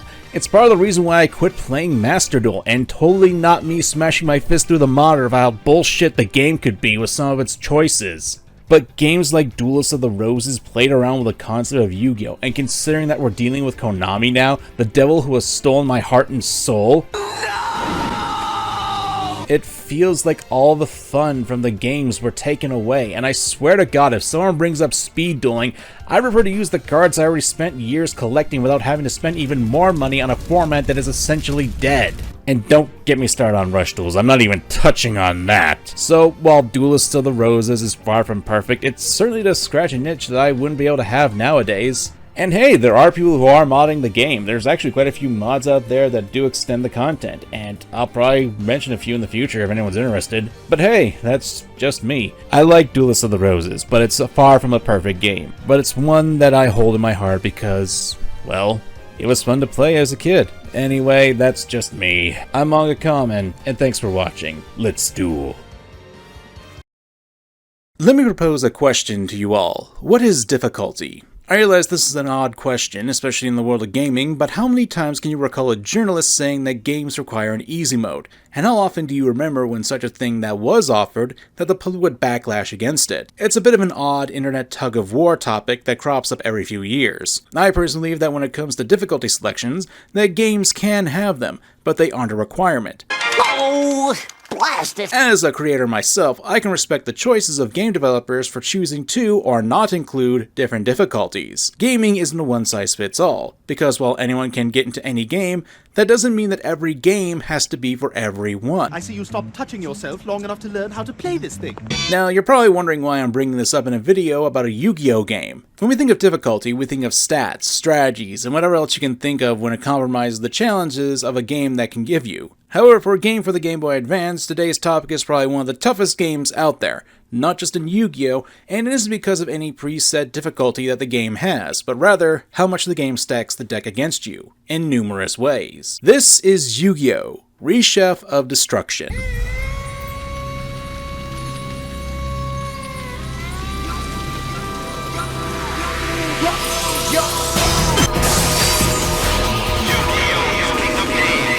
Reshef of Destruction. Like most video game essayists, you're probably wondering what Reshef of Destruction is. Well, back in the day of the early 2000s, Yu-Gi-Oh's gaming scene was starting to pick up. Most people are familiar with the Yu-Gi-Oh games are with Forbidden Memories or Duels of the Roses, both games I've covered on this channel which you can check out later. But Yu-Gi-Oh back then had a lot of experimentation with its games. Sometimes with the official card game itself, but also expanding into other games like Dungeon Dice Monsters, the Falsebound Kingdom, or the actual RPGs of the series. What's that? Yu-Gi-Oh had RPGs? Why, yes they did, my friends. There were two games that you consider to be full-on RPGs, the Sacred Cards and Reshef of Destruction, the two being connected with Reshef being a pseudo-sequel to Sacred Cards, acting as a bit of an alternative to Season 4 of Yu-Gi-Oh! So here's a thought. Why am I not covering Sacred Cards? Logically speaking, I should talk about that one first, since it came out first, and has a number of similar mechanics to Reshef of Destruction. It's also technically the first Yu-Gi-Oh! RPG, which when I say that, allows you to control an actual sprite on the field, rather than being a completely faceless mook like in Duelists of the Roses, or being the Pharaoh in Forbidden Memories. Well, there's a reason for that. It's because the Sacred Cards is honestly a pretty weak game. Story, challenge, and even in the dialogue. You see, Sacred Cards is pretty much what the iconic Battle City story arc is, and then it scoops out anything that really made the storyline interesting, especially since in order for there to be a player character insert, they basically stole all of Joey Wheeler's opponents, Esparoba, Weevil, and Mako Tsunami, and effectively turning the underdog into a whimpering puppy dog. Such disrespect for the godfather of games. There's also the fact that most of the opponents in the game don't really have that strong of decks, with the exception of Yami Merrick, who served at the final boss. Yeah, even Kaiba isn't all that strong of an opponent. Again, such disrespect. So, if you ask me, it's a game that belongs in the trash. Reshef, on the other hand, expands upon the lore of the series, has the enemy duelist decks be dangerous, and is actually an interesting topic of discussion when it comes to difficulty in games. But it does turn Yugi and Joey into their own personal cheerleaders throughout the story, since it isn't until a few key moments that they actually do anything really in it. And depending on the day and how far I am in the game, I may even tell you that Reshef of Destruction is my favorite Yu-Gi-Oh game, or it's a game that I want to throw out the window. That's because the developers may have actually heard people's complaints about how easy the Sacred Cards was, and decided to make Reshef one of the worst jumps in difficulty in gaming I've seen, especially for a sequel. I know I can't prove that's what the developers were intending, since there's not even an official Wikipedia article about this game, but there just seems to be a fair amount of spite set behind this game's difficulty and design choices that make my head spin. Which is a shame, because while it doesn't have the deepest storyline in gaming, from a character perspective, Reshef takes a good chunk of pre-existing characters in Yu-Gi-Oh! And plays around with them. If you only look at the Yu-Gi-Oh! Games that I've covered on this channel up to this point, Forbidden Memories and Duelists of the Roses, there's a lot more character and story-wise with Reshef of Destruction. Granted, it's not like we're getting a deep dive into the psyche of Weevil Underwood, but it feels more like an actual RPG where you can talk to the duelists from the original anime, duel against them, and you can see some other things about the characters that aren't really expressed in the anime or manga. And I think that's the best way you can do with established characters from an official IP without making them completely different characters. However, I think we spent enough time rambling, let's actually talk about the game itself. Our story begins with some odd imagery of a weird being. The 3 Egyptian god cards being turned to stone, and then 7 weird lights scatter across the globe. Finally, we see a familiar face amongst the flames, with that weird being beforehand.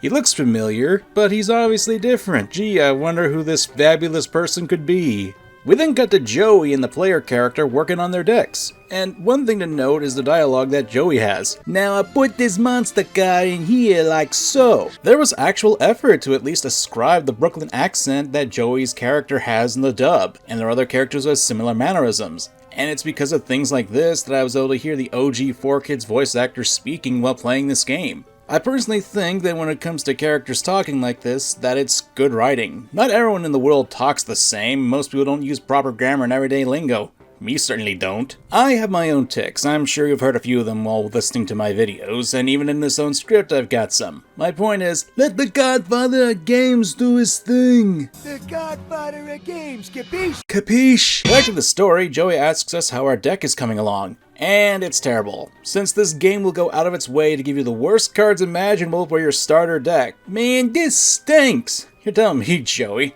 It's at this point that Yugi comes rushing into our room, exclaiming that all the Millennium items, along with the puzzle and the Spirit of the Pharaoh, have disappeared. Aha! Those were the 7 lights that we saw earlier in the opening. It's here that I want to point something else out. The pixel art in this game is pretty decent, especially for a Game Boy Advance game. The in-game sprites do a good job of showcasing the characters, and you can tell who's who because of it quite easily. But the portraits are where the game really shines. They look good, especially when you can see details like the tears on Yugi's face as he tells you the bad news here. I am playing this game on an emulator to get footage, so there is going to be some blur going on the screen. It's blown up on a PC, what do you expect? And you can see this happening in the pre-rendered backgrounds here. But for a handheld game in 2004, it looks good. After promising Yugi that will help him, we decide to go to the clock tower? I wonder what time it is. It's here we explain what's going on to Taya, but as we're talking, a Shizu appears from behind the bush going, I couldn't help but overhear. Girl, how long were you waiting behind that bush for us? It's here that Shizu pretty much dumps the entire plot of the game here. How there's an ancient evil being called Reshef, the Dark Being, who's going to destroy the world. And in order to stop this ancient evil, we need to free the god cards who were turned to stone by Reshef. How do we do this? Well, we have to find the Millennium items that were scattered across the globe. And yes, we're the ones who have to find them, but unfortunately, we quickly becomes me since we're the only one who's really dueling in this situation. Even when there's a tag match, tag dueling isn't a thing in this game, so yeah, it's just me doing this. So Shizu just dumps this on me, the player. But who are you in this world? Well, you're obviously the most popular character in the world. A practically voiceless, faceless, and the most interesting person in the Yugiverse. You. Yeah, this is kind of on tier with fanfiction writing and some people have called it out, but there is a bit of a charm to it too. I am not against the idea of self-insert characters in these games. Hell, Duels of the Roses didn't even bother to give you an actual character design. At least here we got this thing. I do wish we could have had a little customization going on with our design, but again, early 2000 Game Boy Advance game. But that's the plot here. The main one at least. A search for the MacGuffins and unlocking the god cards to fight against a being that wants to destroy the world. From that description, it sounds like a standard plot for our JRPGs, especially for Yu-Gi-Oh! But the strength of Reshef's writing comes from the characters and the side plot content that the game offers. Take, for example, Weevil. I brought it up slightly in the last section, but there is a point in the games where you have to find duelists to help fight against the rare hunters who take over Domino City, where they're attacking the duelists and stealing their cards. And as such, we need to find powerful duelists to help fight against them. One of those duelists is, of course, Weevil Underwood, one of the more antagonistic characters from the original manga and anime. Most people know him as a pretty big cheat in the series, where he was even willing to go so far to throw away Yugi's pieces of Exodia, or sabotage Joey's deck in Battle City. He was a lesser, more down-to-earth villain in the show, more related to the card game, and one of the reasons why I like the character is that he seems more real. He didn't have aspirations to destroy the world, he just wanted fame and money. And Duel Monsters was his ticket to it. I mean, look at how small he is. He ain't actually going to be winning any beauty contests. Not with those glasses. Now, while I'm not a fan of the cheating, Weevil was still an interesting character. And in this game, while he's not the nicest person, we do see inklings of him actually being human? It makes sense when you think about it too. You, the player, aren't Yugi or Joey. You didn't beat Weevil in a major tournament. Well, unless you count Sacred Cards as canon in this, but the canon is all over the place with this game, so have you whatever. But you never really caused Weevil any embarrassment. You didn't knock him out of a tournament. Hell, he willingly gives the player character his best card, Insect Queen, when you need the spirit of a duelist later on. And when the game ends, he actually wants to see if you're okay. Although he'll deny it, saying he wants his card back. Little squirt. Again, it's not the deepest characterization, but there are plenty of other moments that stand out for the characters. Especially the side ones, who didn't get a lot of development in the main series. Take Bones, for example. Bones is the zombie duelist of the original Yugioh series. He used to work under Bandit Keith, the guy with the American flag on his head. And most people remember Bones from fighting Joey in Duelist Kingdom. Of course, in Duelist Kingdom, after Bones lost to Joey, Bandit Keith basically took whatever star chips Bones and his two other goons had, and beat them up in the process. And in Battle City, You must all wander the Shadow Realm until I choose to set you free. yeah! In this game, however, when Bandit Keith, who now becomes the leader of the Rare Hunters, or ghouls as it were, he has a goon confront Bones, and Bones actually stands up for himself against his former boss, refusing to join the ghouls and citing that Keith didn't respect him. I mean, I should hope so, he kicked your ass! There's also small things like Rex Raptor actually showing his affinity to dinosaurs extends to outside his dueling deck, with him actually going on an archaeological dig and finding actual fossils. These were all side characters in the anime and manga, and save for Weevil and Rex when they got roped in the Arikalkos Villa arc, where, that was kind of dropped after the whole thing and no one ever wanted to talk about how they basically lost whatever respect they had. And it's kind of refreshing to see all these characters that I grew up watching on the screen actually get more screen time. Actually expands upon their characters too. Hell, we even see Merrick, former villain of Battle City. We see him praying to his parents who passed away. Although, personally, considering his father, I don't know why you'd want to honor that bastard, but hey, you do you, Merrick. There are a ton of moments like this in this game, although some of the funniest moments belong to Kaiba, as he's usually there to insult the players and crew. Yeah, I wouldn't be laughing there, moneybags. In this game, your precious blue eyes can be toppled over by a Karibo. There's also some side content in the game that has some fun character moments thrown in too, although you can miss these little beats if you don't check everywhere after you defeat a major duelist. One of my favorites would be when Duke and Tristan are trying to prove themselves as strong duelists to Serenity, Joey's little sister, and they start off by wagering a date with her via a duel. And of course, when Joey finds out, he threatens to kick both their asses. But when they learn that Serenity likes strong duelists like Mai, they go to her. And she's got them doing military training to become strong. And finally, when they go to Kybercorp to face off against their robotic duelists there, it calls them both idiots. For good reason, too. I mean, later on in the game, we learn that Duke and Serenity think Tristan turned into a robot monkey, when it turns out he actually went to go get some food. Idiots. If you've seen my Forbidden Memories and Duelists of the Roses video, you'll know that one of my issues with both those games is that there's a lack of characterization and any actual story for them. While not every game needs to have the deepest story, it's the characters that can make things all the more fun. And neither one of those games really did for me in that regard. They were more for the gameplay, and let's face it, when people talk about Forbidden Memories or Duelists of the Roses, they're more for the speedrunning or talking about the absurdity of them. But with Reshef? Well, I'm glad I can talk about the characters, even if they aren't the deepest characters, and trust me, there's a lot of stuff I'm not talking about with the story. It's not like it'll change your life, but there is a narrative here, and there are times where you can actually interact with the cast, and it's memorable. Besides, unlike Duelists of the Roses, at least Yugi doesn't leave your ass back in the actual War of the Roses when he summoned you and didn't have a way to get you back home! I'm still not over that. Fuck you, Henry Tudor. However, there's a shadow over Reshef of Destruction, a shadow that loves to essentially gatekeep that content, and unfortunately, it's the gameplay and difficulty. Sacred cards in Reshef of Destruction are an interesting combination of the actual rules of Yu-Gi-Oh, as well as having elements of the previous games that I've mentioned already. One of the biggest changes is that you can play more than one card a turn, though you can normally only summon one monster from your hand. There are exceptions, but we'll get to those later. At the beginning of each duel, both players start with 5 cards in their hand. No more, no less. You see, if you have 5 cards in your hand, you don't draw from your deck, which is actually really important, especially for me, but again, we'll get to that later. During each player's turn, each player can summon a monster and play any and all spell and trap cards on the field. If you know basic Yu-Gi-Oh, you know how this game plays. The only difference between this game and the real one is that there's no extra deck, no fusion, and most of the cards in the game are absolute garbage, and you're forced to use them. So here's something you understand, and it's gameplay mechanically that's branched off from Forbidden Memories. And that's the type system. Stuff like fire, water, fiend, dreams, etc.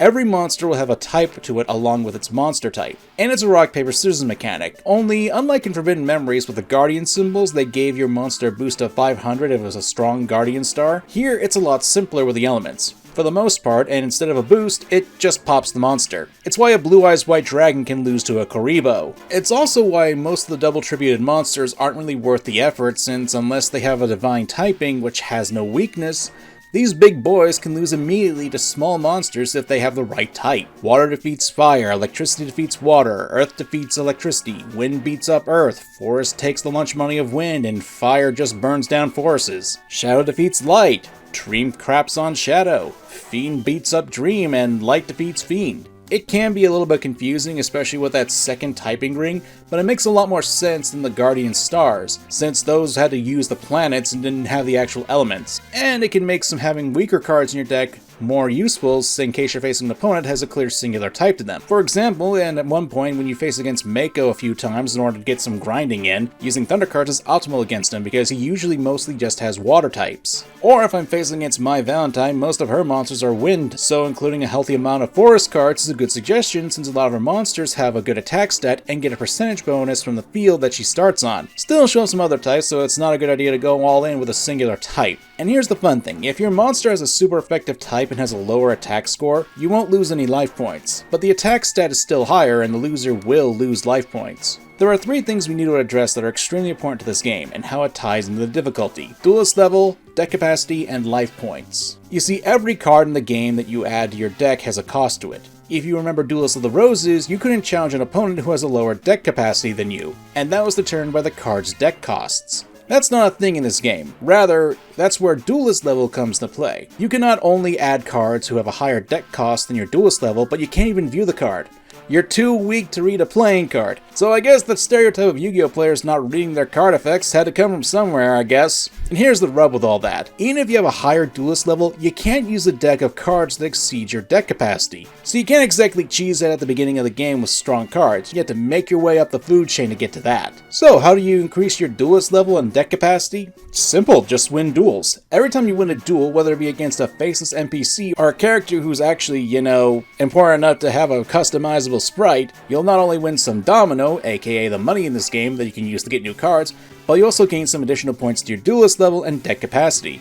Now, this is where I would go into the BS that comes into play, but we need to discuss that in the difficulty section, so let's talk about life points first. You see, in most games of Yu-Gi-Oh, when you have life points, they reset with every duel. But in Reshef, oh hell no, you don't get that luxury, pal. Whenever you finish a duel, you keep that life point counter into your next duel. But don't worry, there's a way to get those life points back. You just gotta go back to your house and interact with the computer. Your life points go up to 8k, and you can save your game at the same time. Or you could just include life point increase cards in your deck, but good luck with that. I want to stress that this is a very terrible saving system. I'm glad I was playing an emulator where I could do save states, but holy hell, going back to your room every single time you need to get a recharge of your life points is a very tedious aspect of this game. And people complained about Pokemon Coliseum and its save points. I will say that unlike in other games that have a similar issue to this, Reshef of Destruction actually doesn't have all these intricate dungeons, so you don't have to keep running through every single screen to get back to that, and the stage select isn't that terrible. It's still a bad design choice, don't get me wrong, but it could have been a lot worse. And your life points, it isn't usually a problem most of the time, since there aren't any long-spanning dungeons or random battles in the game, but there will be times where you have to face against multiple opponents, and you won't be able to run away to heal up. Normally, I wouldn't be a fan of this sort of thing, especially when it comes to a Yu-Gi-Oh game, and especially if that were done in real life, that would be so bullshit. But most of the time with RPGs, when you're out in the field, you don't have access to all healing, and you would have to rely on items to replenish your resources. And when it's against more gauntlets, this sort of thing in the kind of game, it makes the duels a bit more challenging. You have to actually think about whether or not you want to take some risks or not with your card choices, and you have to play a bit more conservatively at times. It's not the worst thing, but with a more polish, a system like this could work. If you could access your life point recovery cards outside of duels, but when you do, you use that card up and have to buy a new one, or you have to refresh it at your PC, something like that would be an idea, and there would still be times where you couldn't do anything between duels and have to continue along. It's not a broken idea, but it can be improved upon. There's also monster effects. There are 2 kinds of monster effects in the game. one-time use, and continuous. When you summon a monster to the field, it's summoned face down in attack position, and while it's face down, you can select to activate its effect. These effects can do a variety of things, but my favorite are the ones that summon other monsters. Doron or Revival Gen can summon copies of themselves to the field, while things like Toadmaster can summon a Frog the Jam, and these cards that help give you some really good card advantage in the game. Another notable card to bring up is Trap Master. It has an effect that can set an acid trap hole, a trap card that when your opponent attacks with a monster, so long as that monster doesn't have more than 3,000 attack points, it'll be destroyed. That's a good chunk of monsters that you'll be able to destroy. On a side note, for monsters like this, there's a spell card called Darkness Approaches. In the TCG, this card is straight up garbage. You have to discard 2 cards from your hand to change a monster to face down position. Not only is the cost way too much, but there have been better choices to do the same thing. Book of Moon is not only a card you can use during your opponent's turn because it's a quick play, but it has no cost. But in Reshef, not only does this card have a pretty low deck cost so you can splash it into almost any deck, but you don't have to discard anything to use it, and can affect all of your monsters, meaning when you have effects that need to be manually activated, you can use them again. Although to point out, if you use the effect for that card this turn, you won't be able to use it again, even if you flip your monster face down, so heads up on that. But because of this, you can potentially use Revival Gem Splitting Effect, so you have 2 of them. Then on your next turn, use Darkness Approaches to flip them both face down. Then you can use both of their effects 2 more times to get more jams, giving you a total of 4. That is insane card advantage right here. The graveyard is also something you can use too. There are specific cards that can be used in tandem with it. 2 notable cards are Different Dimension Dragon and Darkflare Knight. Now in the TCG, again, these cards suck. They weren't that great in the old days and certainly aren't great now. Different Dimensions Dragon effect and stats weren't all that great, and Dark Flare Knight was a messy fusion monster that required not only a Dark Magician, but another fusion monster in Flame Swordsman. The cards don't really work together all that well, so they ain't good. But in this game, Dark Flare Knight is a monster you can have in your deck, but the moment that it hits the graveyard, it summons a Mirage Knight, a powerful 2800 beat stick, and you don't even need to have it in your deck. And when the turn passes, it summons out the Dark Magician and Flame Swordsman in its place. And here's the best part. You can choose to discard cards whenever you want from your hand from the menu option. So you drop Dark Flare Knight in the graveyard and you get that 2800 power boost. Different Dimension Dragon has a similar effect, but it revives itself on your next turn if it's in your graveyard. And to point out, you can only have 1 card in the graveyard at a time, so if you can prevent anything else from going in, Different Dimension Dragon will revive itself and you can use it for tribute summoning. And you can keep this effect going again and again. These effects can be used really effectively. Then there are continuous effects, and these are both the best and worst thing for the game. Continuous effects are something that were added for this game, and it was one of the first Yu-Gi-Oh games to include something like this. Some cards like Nightmare Penguin or Little Witch have abilities that can boost certain cards, or a card like Mammoth Graveyard can lower the attack points of all your opponent's monsters. Now, these sound like great card effects. Why would I say it's the worst thing in the game? It's because in order to make sure that the card effects go off, the game checks the entire field after every action you do. You draw a card, you play a monster, you activate a monster effect. You look in the mirror, contemplating that you just spent the last week and a half in a 20-year-old Yu-Gi-Oh game and God knows how long in the editing room, wondering if this is even worth it because YouTube is purposely gimping your videos.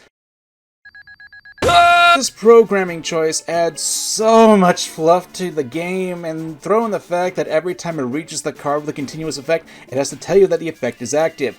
Yes, I am aware that my Mammoth Graveyard is using its effect to lower the attack of my opponent's monsters. I don't need to be told everything. God forbid if your opponent has one of these things, and yes, they can have these cards too.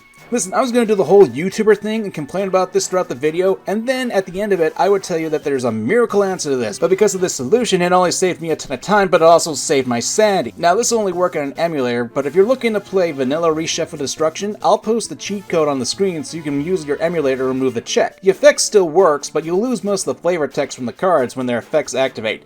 That goes for continuous and trigger effects of monsters. Not that I think it's a bad thing, makes this game a hell of a lot more tolerable. Although that's not really saying much considering the next aspect that we're going to talk about. So, the biggest issue that Reshef of Destruction has is its difficulty. Now, there's a difference between satisfactory difficulty and artificial difficulty. Something like Hollow Knight, which is tough, but is extremely fair in its gameplay, is satisfactory once you get some practice into understanding the moveset or you follow a boss's attack patterns. That's the sort of difficulty that can be satisfying because you earned it. A lot of games do this. and it's something that a lot of gamers seem to have credit to. Conversely, there's artificial difficulty. That's when a game can be made to seem unfair, and at times it can be because not of a lack of skill, but because of external factors that aren't exactly related to the skills or knowledge of the player. At least that's how I perceive it when you talk about difficulty in game. A better way to put it is that actual difficulty makes it harder to win, but artificial difficulty is what makes it harder to play.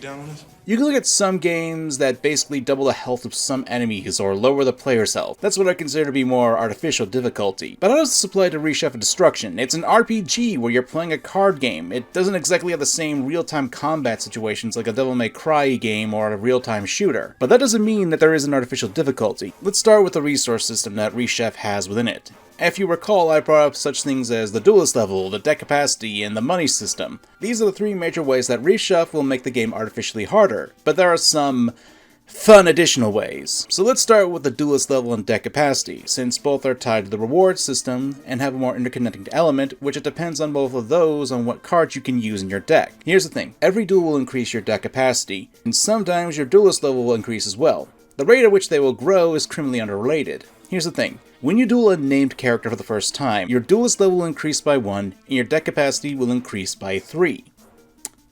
Yep. And after that, if you duel again, your deck capacity will increase by 1, and there's a chance that your Duelist level will increase by 1 as well. Now this wouldn't be a problem if the deck cost for every card, at least the good ones, wasn't absurd. Let's consider a mediocre card, even by today's standards. The Celtic Guardian. It's a vanilla warrior type monster with 1400 attack and 1200 defense. Even back in the day, this card wasn't the greatest monster of all time. So how much does a deck cost? 161. To make it clear, your starting Duelist level is 72. So in order to play the Celtic Guardian in your deck, you'd have to win a total of 89 times and get a level increase. And to point out, your starting deck capacity is 1600. Now, in comparison to its previous game, the Sacred Cards, you would gain about 5 levels and would gain 10 to your deck capacity per duel.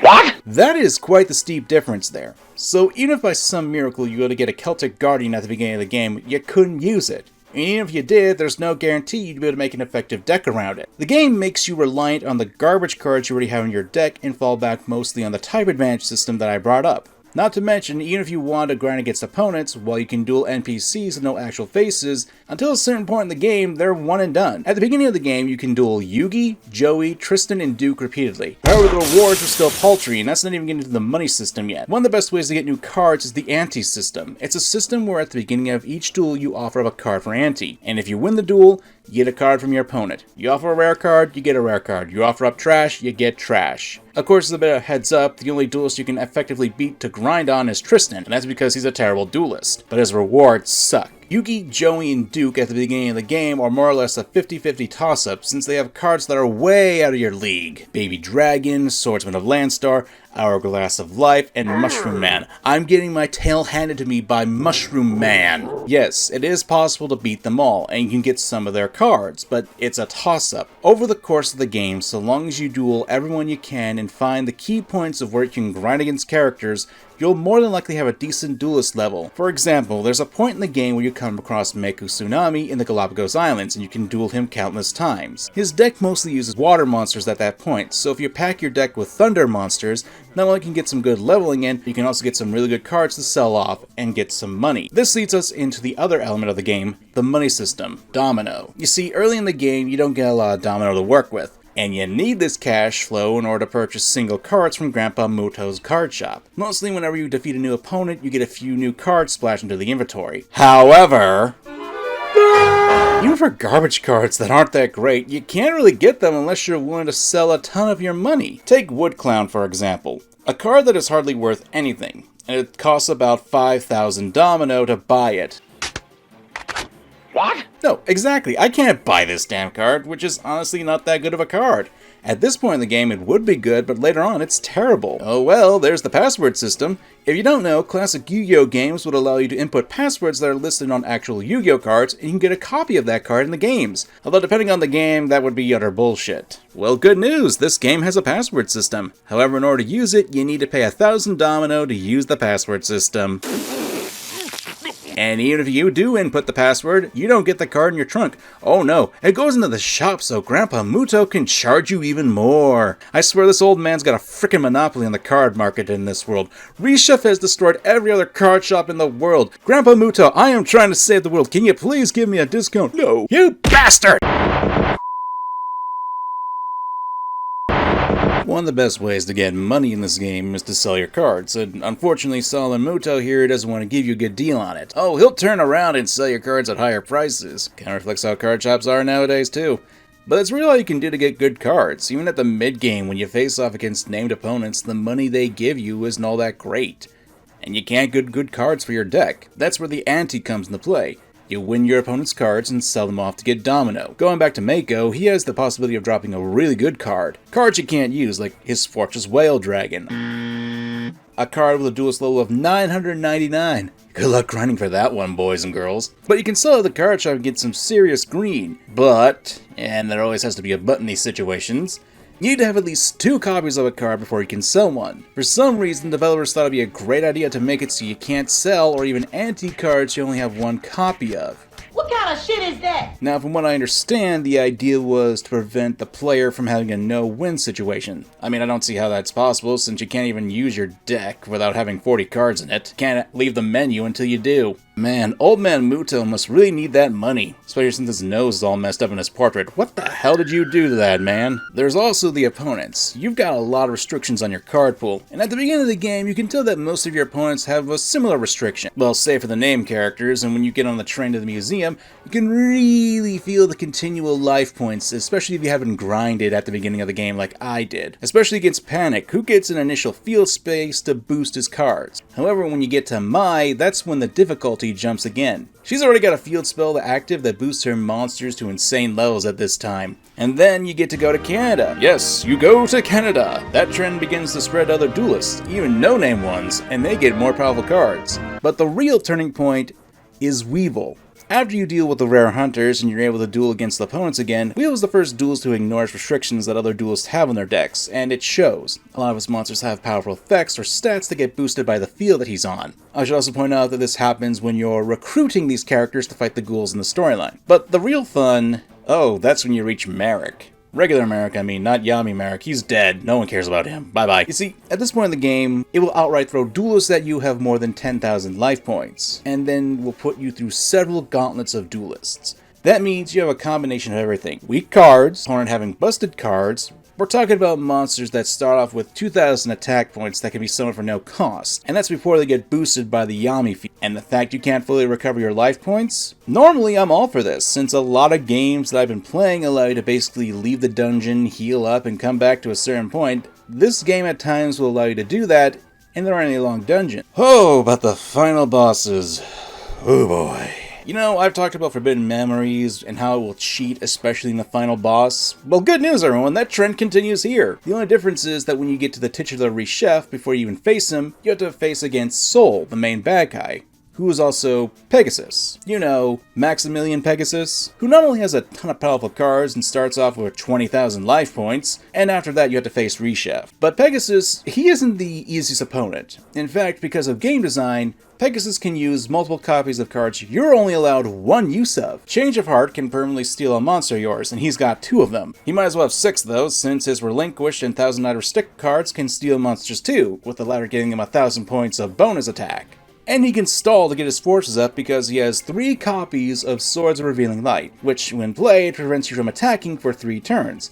And unlike the actual game copy, it doesn't have to remain on the field to have its effect be active. And not even your back row is safe, since he has 3 copies of Harpy's Feather Duster, which can pop all of your spells and traps you have set. If you're lucky to get through all of that, you have to beat Reshef, and continue with whatever life points you have after fighting Pegasus. Oh, you think we're done? No, this game hasn't started kicking your teeth in there, pals.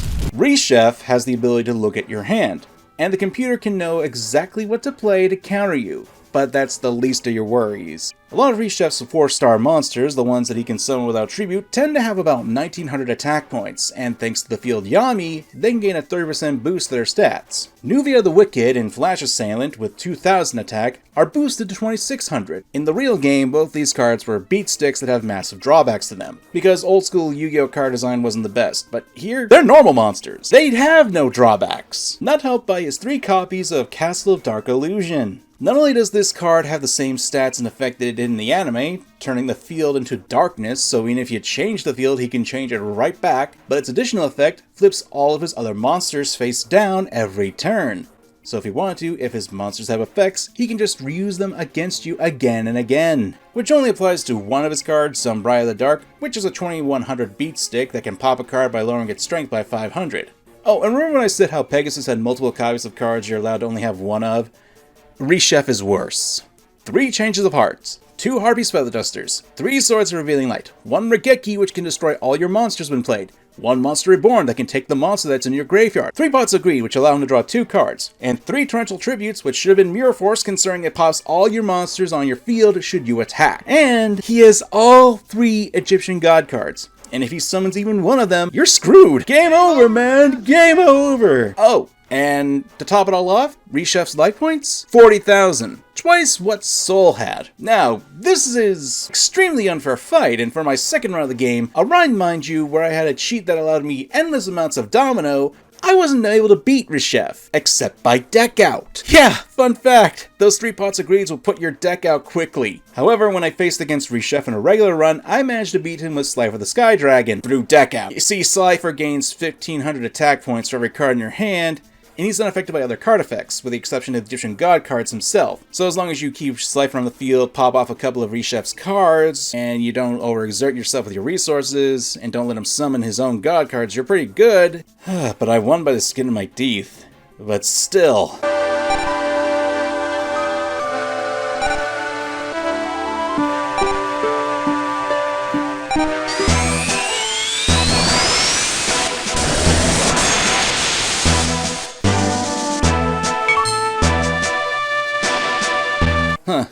That doesn't seem right. Oh, and when you beat Reshef, you get 3 DC and 2500 domino. Your reward for beating up a god. I hope you guys can understand how the deck is stacked against you, quite literally in this case. Now, if it was just one of these things, I wouldn't have an issue. Overpriced cards, underpriced sell rates, slow leveling system, locked cards, enemies breaking the rules, even the continuous battles where you can't even heal up your life points. Oh, and that's not even to point out the fact that if you use Slifer the Sky Dragon, its effect is continuous. So that means if you don't have that cheat I brought up earlier, you're going to be stuck with a long and very tedious battle. Now, the game isn't impossible to win, but in order to get decent cards, there are numerous points where you have to grind in order to increase your level, your deck capacity, and to get cards that you can sell off to get money. But a good portion of the cards, including some of the more iconic ones from the anime, are locked behind the Duelist level, and you can't even read the card's effects. The game is difficult, don't get me wrong, but a lot of that difficulty stems from the unfairness that the game's resource management prevents you, and it forces you to grind against certain opponents multiple times. And while it's satisfying to push Mako into the sandcastle he made on the Galapagos, that's not going to be the same for other people, and I can see this game turning away tons of people already. Reading reviews of the game, it's interesting to see what people thought of Reshef of Destruction back then.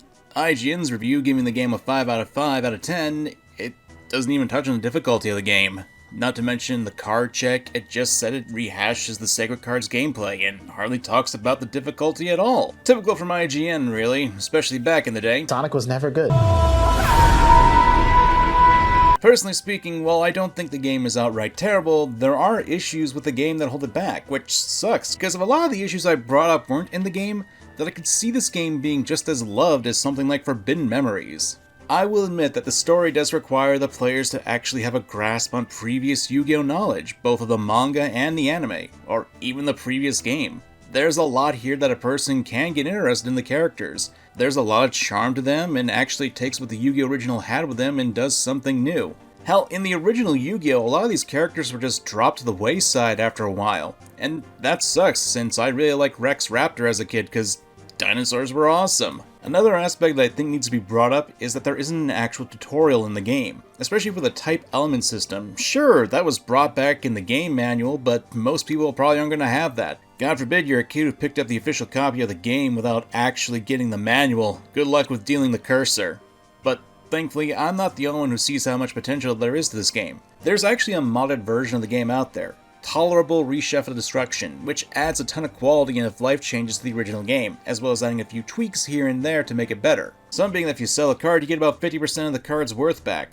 The effect cursor isn't an issue, card prices never change, which I didn't even know was a thing in my 3 playthroughs of this, and changing things like making Torrential Tribute have Mirror Force's art, and fixing some stats on cards. Like, Nightmare Penguin for some reason in this game was a 5-star monster, when in the original it's a 4-star. Great choices there, Konami! Of course, when you get this patch it comes with a second one, where it only includes the quality of life changes, without changes to the cards or effects. So if you want to experience the pure game of Reshef without the cursor lag, then this is your go-to. Reshef of Destruction was a game for me in my young life that kept me up at night because of its grindy nature, and going back to it almost 20 years later brought back some nightmares, but also brought a smile back to my face. I've talked about this before in previous Yu-Gi-Oh videos, but one of the things I really don't care for with modern day Yu-Gi-Oh is the lack of innovation in media like this. Sure, you can say that the game lacks polish. That certainly is fair to say. But the game did try something different, yet familiar at the same time, especially for a Yu-Gi-Oh game back in the day. And while there are plenty of other Yu-Gi-Oh games in this world that have something similar to this, especially the 5Ds games, there's just something about overcoming Reshef of Destruction that leaves a much more satisfying taste in my mouth. Still, after playing the game with mods and cheats that skip the headache, I ain't ever going back to vanilla. And this is Reshef of Destruction. I hope you guys enjoyed the video. I know this was a bit of a curveball thrown towards you guys, but it's one that I've been wanting to make for a while since I started making videos on Yu-Gi-Oh games. Since Reshef of Destruction has a bit more of a story than Forbidden Memories or Duelists of the Roses, but held back by gameplay choices and issues. Which sucks because almost every Yu-Gi-Oh game has a ball and chain strapped to it. It prevents you from actually really being a good game. Reshef of Destruction has the markings to be an actual card game based RPG, and one that I'm a fan of, but it's held back by so much that makes it hard for people to see its glory. And don't get me wrong, I was willing to punch my computer's monitor in the final battle against Pegasus and Reshef. But now I'm left with an itch for a card game based RPG, something akin to Reshef, and unfortunately we're left with Sacred Cards, which is an incredibly watered down story with extreme easy difficulty, and Reshef, which at least takes an attempt at crafting more fleshed out story, keyword there being attempt. But it's held back by insane grinding and unfairness in its resources. Now, there have been plenty of games that use card games for their storytelling. Inscription is a very good choice, but it's not exactly what I'm looking for to replace Reshef. Rather, I would love to be in a world like Yu-Gi-Oh! A world where there's everyday people who are solving issues with card games, much like how Pokemon essentially incorporated the concept of their monsters in the entire world, how it's used to solve issues. I want to explore a world and fight against other people with card games. Something like that would be amazing. To those who think that a game like that would take too long since card games can take a lot of time, my average duel time when I was getting some decent cards in Reshef only took about 2 minutes or less. I don't know, maybe it's a pipe dream, but I've always wanted to have a game like Reshef, a turn-based card RPG, filled with characters whose decks reflect them as people and their interest. There's an appeal and one I'm not seeing nowadays. But that's just me. If you enjoyed the video, don't forget to like it, and if you're so kind, please leave a comment. Every little bit of interaction on YouTube helps, and I'd appreciate if you share the video around. The more eyes on it, the better the video and the channel. I do what I do because you guys watch my content and share it around. And if you're interested in supporting the channel further, I have a Patreon, a Ko-Fi, and I have channel memberships turned on. I'm aiming to make whatever assets I make for this video public after it goes live, and if you get a chance to see this video ahead of schedule, as well as having access to my scripts if you join my Patreon. In either case, I think we're going to take a small break from Yu-Gi-Oh games, although from what I'm told there are some Yu-Gi-Oh games that I may want to visit in the future. Falsebound Kingdom and Capsule Coliseum. Maybe sometime later down the line, although I certainly would do more if I got funding for those games. I'm MangaKamen, and thanks for watching. And remember, get your game on! Wait, that's the wrong series. But we will play a game of my own choosing.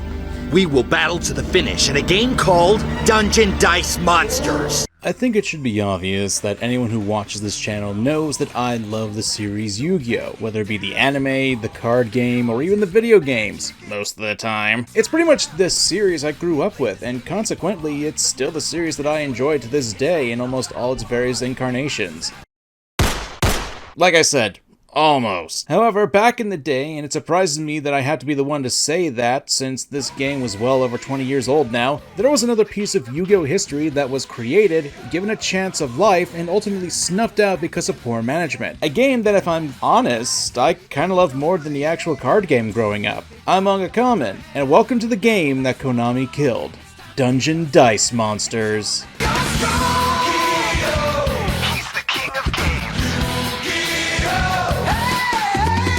No, unacceptable.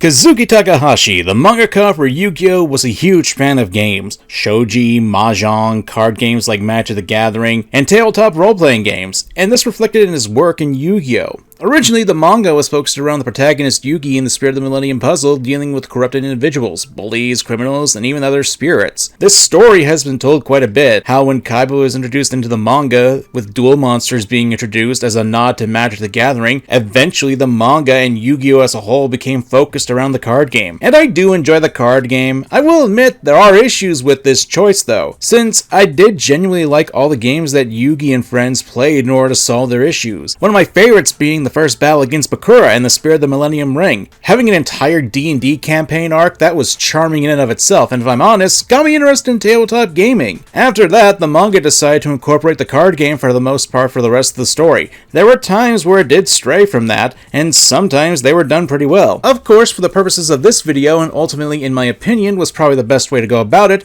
would be Dungeon Dice Monsters chapters. From chapter 134 to 145, the story moves away from the card game with a focus on a new game shop opening across the street from Kame Games, the store that Yugi's grandpa owns, and we're quickly introduced to Ryuji Otogi, also known as Duke Devlin in the American anime dub. And I'm sure a lot of people who watch my channel and are fans of Yu-Gi-Oh! Recall the anime version, and the manga version differentiates a fair bit. There are some elements like Joey being tricked by Duke with a Dyson Cup game, Joey having to be Duke's dog when they do another challenge, but there are other story beats and changes drastically different from the anime adaptation. Duel Monsters really wasn't brought up when Joey challenged Duke again. This time it was a game called 4 Aces, which is typical of a New York City scam game that Duke uses to essentially force Yugi into standing in. But instead of instantly going to Dungeon Dice Monsters, Yugi and Duke have it out in a modified version where a Joker is added in, and the two are actually competing against each other to match aces. There's also the motivation for Duke. In the anime, he was looking to expose Yugi as a fraud for beating Pegasus. Ever since Pegasus lost to Yugi in the Duelist Kingdom arc, the eccentric game creator disappeared, and the deal for Duke to get Dungeon Dice Monsters made was kind of frozen in place. Things worked out in the end though. In the manga? Oof. Duke is being used as a pawn for revenge by his father. His father, who was grossly aged into a monster and thinks the best way to go about this is to wear a creepy clown mask. Sounds like a good idea to me. What could possibly go wrong? Oh, and he's an abusive prick too, using a whip on Duke after learning he lost a game to Yugi. The conditions for how the duel between Yugi and Duke go are a little different. Instead of fighting for Joey's freedom, Yugi gets framed for stealing packs of Dungeon Dice Monsters to separate Yugi from his friends, and then throwing him in a room to fight against Duke. I'm not going to go through all the changes that are in both the manga and anime version, but I will say I do kind of prefer the manga version since, well, for one, the stakes are a lot more serious, and two, we don't have those annoying cheerleaders. I don't know whose idea this was, but they need to be put in a dog suit instead of Joey. Regardless of me preferring the manga version, I found both of the versions to be enjoyable when it was about the game itself. Dungeon Dice Monsters is a tabletop, dice-driven tactics board game. Try to say that 5 times fast. I bit my tongue in one of those takes. The basic idea is that there's a tiled board where players take turns rolling dice, trying to summon monsters so they can build paths to the opposing player's monster lord, all the while adding crests from the dice that don't summon monsters into the crest pool. The goal of the game is to land 3 blows on the opposing monster lord, destroying the 3 heart points that they have, and the only way to do that is by attacking the lord directly. Those are the basics of the rules, but there are other rules as well, but if I just listed them off, it'd come off as boring. For the most part, it's an entertaining game. One with flaws, mind you, but one if tweaked a little bit could have potentially become just as popular as the card game was. And I truly mean that. After the anime had aired these episodes, there was a lot of hype for the game, and there was even a physical game released to the public. There was even a Game Boy Advance game that we'll go over later in this video too. So as you can imagine, with the lack of so much talk about the game after 20 years, Dungeon Dice Monsters, well, it failed as a game. I don't think it was because of the game itself. There are issues with the game's mechanics, such as there being an imbalance of summoning monsters, It's really easy to load up your dice pool with 1-star summons and power through to your opponent's monster lord, even blocking them off to prevent them from even playing the game. And the crest system was a little difficult as well, as in order to do anything in the game like moving your pieces, attacking, or defending would cost you crests, and if you don't roll the right number of crests, you essentially got a deadlocked game. However, those are issues I believe can easily be fixed with some small changes, which again I'll go over later in this video. I don't think the game itself was the issue. Rather, it was Konami dropping the ball, effectively killing Dungeon Dice Monsters before it could really have a chance to shine as a proper game. Also, Mattel sucks too because they're the ones who made the physical game and made a lot of weird choices. Your boss at the accounting firm tells you to collate the data, but Excel hasn't backed up the file yet. Saving throw! Then I do a saving throw! In order to really point out the issues with how this game was screwed over, we need to talk about the different versions of the game. Yes, there are 2 different versions, the Japanese and the English one. Gonna be honest, the Japanese version has a lot more generous with their products, and I believe that's part of the reason why the English version failed faster. Let's start off with the starter box that each game gives you. In the English version, you're given a cheap mat, 6 minis, 6 cards for the minis so you got your monster stats, some punched out dungeon floor maps, some paper counters, 4 sets of dice that correlate to the 4 levels of monsters you can summon, and a pair of abacuses. Neat! Anyway, the abaci load up your crest pool so you can manage your resources that you get from the dice. Meanwhile, the Japanese version, you get 10 minis, 10 cards, 10 counters, 15 dice that unfold to make the cross-shaped dimension path, 1 playfield sheet, and 10 translucent red counters for tracking HP of your monsters. So not only do you get more monsters in the Japanese version along with their cards to actually know their stats, but the foldable dice is a nice touch. Though I will say that I do kind of prefer the English version, mainly because, well, sometimes the dice don't really work that well, especially since they're all different. The English ones are all the same, save for like their different levels and crests, so you can compound and get different crests in your pool quicker. But you see, here's the thing. In the anime and manga, the dice themselves become the pathways on the board, and translating to the physical game was a nice idea, but a bit clunky from what I've researched, especially since the dice themselves are pretty big in comparison to the dice that the English version got. I somewhat prefer having the dungeon tiles that the English version gives, but they're so cheap, so I went online and ordered some custom tiles for my own personal collection. And yeah, I do have the physical game, I even have almost enough pieces to play an entire game.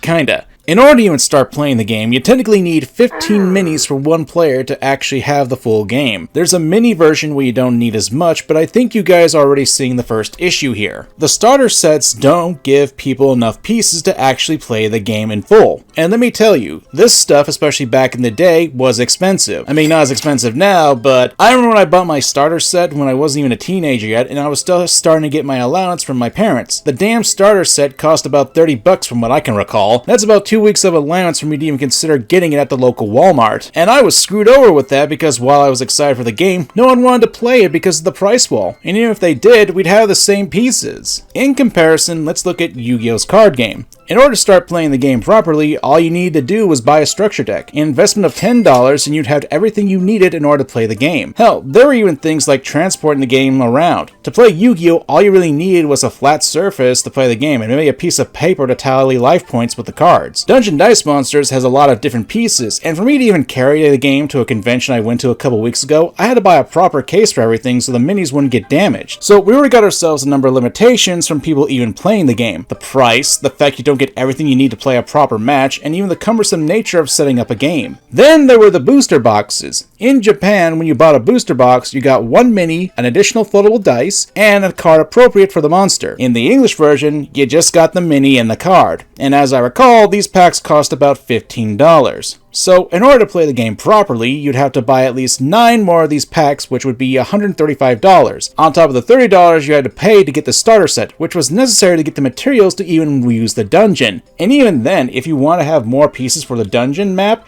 you'd have to buy another starter set because they didn't come in any other case. At the very least, you're looking at a $165 price tag back in the day. And to make things even better, the packs were randomized. Yeah, you had no idea what was in the box until you opened it. So if you're like me and got a couple of killer needles, good job wasting your money on that. The amount of monetary investment and resources needed to just play the game is a problem. Like, Yu-Gi-Oh! As a card game already has issues with people actively stealing cards and packs from not only the store but from other players. With Dungeon Dice Monsters, the sheer amount of space and pieces that can be taken or stolen is insane.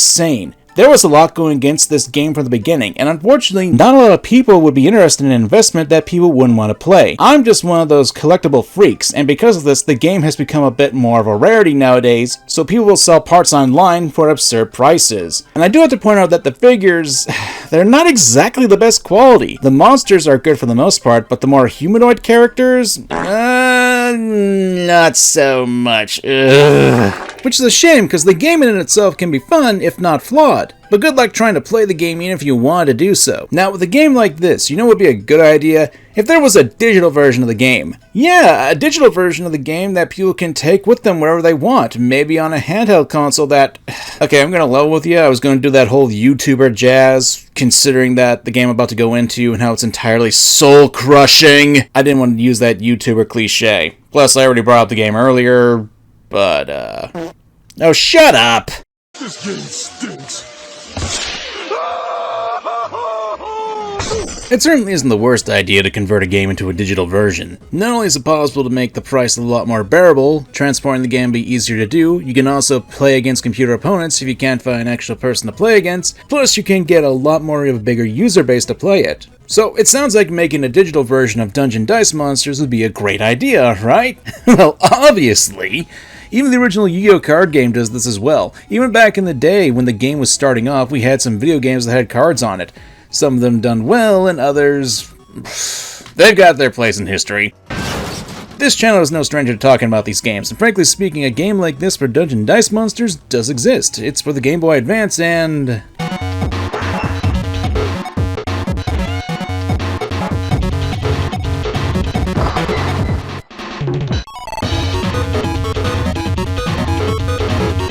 Oh, that was certainly something. Yu-Gi-Oh! Dungeon Dice Monsters for Game Boy Advance was released in Japan in 2001 and came out in the West in 2003. And I'm gonna be frank, this game, it sucks. And I say this as a guy who knows how to play Dungeon Dice Monsters and actually enjoys the game too, unironically. And actually enjoys the video game unironically too. There are a few reasons why this game is terrible, and part of the reason why I'm including this game in this video is because I can't really make a full video critiquing the game like I normally do with my other Yu-Gi-Oh! Vids. And that's because the only thing you can do in the game is tournament matches. Yep, when you boot up the game, you're just thrown into the fray. You don't get a tutorial, you don't get any story, all you can do is select a tournament and shop. And unfortunately, you can't really shop because the game barely gives you any money. So if you've been on my channel for a while, whenever we talk about Yu-Gi-Oh stuff, especially the games, you'll know that a lot of the Yu-Gi-Oh games I talked about were pretty light on story. Even something like Reshef of Destruction, a game that I have a love-hate relationship with, its narrative and characterization was at least decent. Even though it wasn't as deep as, say, something like a Final Fantasy game, it still appreciated the attempt. It's a shame that the game was gimped by the game design choice and its difficulty spikes. There's nothing really here for a narrative for Dungeon Dice Monsters. You just select a tournament and you're playing. Now, there's something to be said about a game like this because I brought up something like Master Duel earlier, and there's no actual story to that game because the goal of the game is to actually challenge other people online. And you can even get some fun against the computer and Duel Links' AI. But you can't really say the same for Dungeon Dice Monsters. You want a story? Here's your story. You're a nameless, faceless blob who's the most intelligent person in the room, and your goal is to win tournaments and collect the dice in the game. That's it. There are characters who come from the original manga of Yu-Gi-Oh! And they have to stretch out some of the characters to fill the roster. Like, you've got a terrorist bomber. No, I'm not kidding. Or a murderer. Or even a snot-nosed baby. When you face them, you're gonna get some characterization about the characters, but there's nothing here that could even be called a story. I know I've said I'm a gameplay-first guy when it comes to games, but that usually entails that there should be some sort of story with it if you have characters. Dueling enemy after enemy without any sort of motivation will kill any player's enjoyment. And no, the prospect of getting a new die in tournament isn't great, especially if you're looking to improve your dice pool. And without a tutorial, good luck to anyone picking up this game hoping to learn how to play it through the Game Boy Advance. You'll have no idea what any of these symbols are or what's going on unless you've seen the anime episodes, or if you have the actual game's instruction manual, or you're lucky and got someone who already knows the rules of the game in real life. The game's RNG is also bad as well. Rolling dice, and any Dungeons & Dragons player will tell you sometimes just roll a nat 1, and that's understandable. However, and this is also a core flaw with the game as well, sometimes you just have luck against you. At times you won't be able to summon a monster to build a dungeon path. At other times you won't have the right crust to do things like move your monsters, attack with them, them or even defend against enemy attacks. And because of that, this has the potential to have matches waste tons of time for a single game. I know there's a meme about how Yu-Gi-Oh! Duels can take that time for a single turn, but as someone who actually plays the tournament scene, at least at locals, it's not that common of an occurrence, at least in my experience. The same cannot be said for Dungeon Dice Monsters. Most of the time in the game, I would load up on 1-star dice, which would have the most summoning crests on it, so I could quickly build a path towards the computer opponent. Then, once I would surround their monster lord, I would just be able to wait to roll attack and movement crests so I could finish them off. There are flawed elements to the game, but there's a brilliant game here. Also, you can't save mid-tournament or mid-game either, so if for any reason you lose power on your Game Boy Advance, you'll lose your part and have to do it all over again. Thankfully, for using a ROM, you can do save states. Oh, and there's the music, which is a mixed bag. You'll have tracks like this,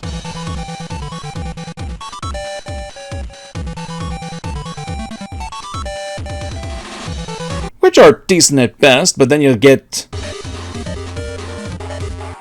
Jesus Christ, my ears! And unfortunately, even with a digital version of the game, Dungeon Dice Monsters wasn't all that popular back in the day. The game did die out, and now has become lost to the sands of time. And with how greedy Konami is, I highly doubt there would ever be a return to Dungeon Dice Monsters. It's part of the reason why I believe we won't actually get any actual Yu-Gi-Oh! Games with substance anymore. So, now, it's mine. I'm gonna go build my own Video game. with blackjack and hookers. This is going to be a little different from the usual wheelhouse of videos, and more than likely I'll be making this a spin-off video that I'll post on its own because, well, why not? Mainly because in this video we make an hypothetical game where we'll not only incorporate Dungeon Dice Monsters, but we'll also improve it by crafting not only a narrative, but also improving the rules of the original game to make them more streamlined. So this video will be sectioned off into 3 separate parts: characters and setup, changing the basic rules, and finally why I feel like this could be a successful game. So with that out of the way, my friends, this is Dungeon Dice Monsters Neo! Welcome to Fortune City, a place full of games where everyone can make a living playing the game that saved the city a long time ago, Dungeon Dice Monsters. From all over, gamers appear to become the champion of the dice and claim the fortunes that the crown of the Dice King comes with. But none of that matters to you. Why? Well, you're not from Fortune City. You're visiting. And who are you? Your name is Yume, and you're here to check up on your older brother. Don't worry, if this was ever made into a game, God forbid, I'd allow it so that you can choose a male protagonist to play. Or whatever, I don't know. I just didn't want to kill myself making assets for this. Anyway, Yume is here going to Fortune City since her brother, who was a major competitor in the Dungeon Dice Monster scene, lives here. However, Yume doesn't have an interest in the game. It just didn't click with her like it did with her older brother. Still, she cares about her brother and supported him with his decision to move to Fortune City so he can make a living out of the game that he loves. When she finally gets to his apartment though, Yume discovers he's not there. Instead, what she finds is a spare dice deck. Basically the dual disc of this game where you can play Dungeon Dice Monsters digitally anywhere. And a note that says her brother was supposed to meet someone concerning a spare dice deck. And with that, we move on to the game where you and Yume are exploring the town in an attempt to find her brother and eventually coming across the local dice shop where he was supposed to be. Her brother's usual stomping grounds. It's where the shopkeeper gives Yume a weird die that her brother left behind the last time he was there. Curious, Yume puts the die into the dice deck, and when she leaves the store, a holographic display activates and Yume now has an AI companion, Du. The AI basically acts as a guide throughout the game trying to help you out with finding your brother and then in your actual Dungeon Dice Monster games. This is a video game after all, and you need to have a reason to get into battles. While I do have the basics for this game's narrative done, it's a rough draft, but it certainly is better than no narrative at all. If I were to continue with this narrative, there would be more characters, like a rival character and of course some antagonists who would be after Yume and Duke. The basis would be your standard Pokemon game storyline, but of course with a lot more depth and characterization. Of course, now we need to talk about the actual gameplay. That's where it's at. So this section is going to be dependent on improving Dungeon Dice Monsters gameplay. Note, this is just what I would do if I was the one making the game. There are going to be people who will probably disagree with my views on this, and that's perfectly fine. Everyone has their own taste in how to improve or fix a game, but for now, I want to focus on what I want to do, and the one thing we need to fix in DDM's core issue is the pacing. It's probably something you guys have heard me talk about in the course of writing and narratives. However, games should also have a pacing to them as well. You don't want to waste a player's time or make it so they can't make a move. All that's going to do is frustrate players. So my goal is to make the game as fast as possible. And what we're going to do is start off with the monsters themselves and expand upon the rules from there. And don't worry, I'll go more in depth with the original rules and design and explain how I would fix them. So to start off, we'll be changing the monsters. Looking at the original monster stats, you'll see stuff like the monster's level, a type, any abilities and their costs, and finally their stats, health points, attack, and defense. It's standard fare, but considering the crest system, this would be incredibly slow. So here's what I'm going to do with the card and change them stat-wise. Here are the attributes. Level 1 through 12. Attribute, types, abilities, and the stats. Movement, HP, attack, and defense. I'll explain the levels when we get to the crest, but allow me to explain the other things I've changed. The first is the attributes. In the original Dungeon Dice monsters, there are only types: dragon, zombie, beasts, warriors, and spellcasters. There would also be items, but that's not necessary to say because they're not an actual monster. To me, I feel like this is really constricting to design, so I figured an attribute system would be better suited, so you'd have the bog standard of fire, water, earth, wind, dark, and light, the same it is in Yu-Gi-Oh! And types would be stuff like dragons, magic users, and things like machines or sea beasts. Not only would this open up there being a lot more variety in the monsters, but could also make the strategies a lot better and have more synergy with the types and attributes. Maybe even add every attribute that has an inherent trait to them, but I don't want to make this too complex. Abilities would be the same, but one thing I would change is that every monster would have abilities. If you were to play Dungeon Dice Monsters Game Boy Advance version, there are a lot of monsters that don't have anything to them. Take Jinzo for example. It's a powerful monster in the original Yu-Gi-Oh game, and in the physical game it has the ability to destroy your opponent's trap crests when summoned, and you can redo it when it's on the field. Too bad its stats are straight up garbage. 10 HP, 10 attack, 10 defense, that's the weakest stats you can give a monster. But in the Game Boy Advance game, Jinzo's not only weak, but it has no ability. What were they thinking here? In my inversion though, every monster would have an ability, even if some would be just standard abilities. Like when played in the dungeon, they could add a crest to your crest pool of a certain type. They just need something so they can be useful to the player other than just having a body on the field. Now for the stats. The first major change would be movement. Why? Because frankly speaking, if you rely on luck to be able to do anything with your pieces on the board, there's always going to be a chance that you won't get the resources to do anything. That includes attacking, defending, or as I've alluded, moving your pieces. To me, that makes this game slower and unfair. Therefore, I'm going to give each monster the ability to move, attack, or defend without using a crest to do so. Each monster will have a standard movement speed on their cards, so they can move that many squares once per turn. Each monster would be able to attack once per turn, and when a monster is attacked by another monster, you apply the offending monster's attack against the offending monster. Now, the monster will have a defense mode, but they can only do that if they're already in defense mode when they're attacked. Otherwise, the attack just goes straight through, meaning you take the attack out of the opponent's monster's HP. That doesn't mean that the movement, attack, or defense crests are useless. Like the levels of the monsters, when we get to the crests, I'll talk about them there. If there's one thing I want to point out, it's that attack, defense, and HP would be raised differently. I think the best way is to take a page out of the Pokemon card game stat system. In the original Dungeon Dice monsters, the strongest monster would be at 40 attack, defense, or HP. I think there's a 51, but I'm not completely sure. At this point, I would probably say that stats can go up to 100 or so, but that's dependent on the monster itself and its level. But to point out that sometimes monsters will also have battle modes, which we should talk about quickly. Now, one thing I want to point out is that I'm taking a fair bit of inspiration from a certain video game. I'm sure a lot of people know it, especially since I've covered it in a video thus far that has been actually rather popular.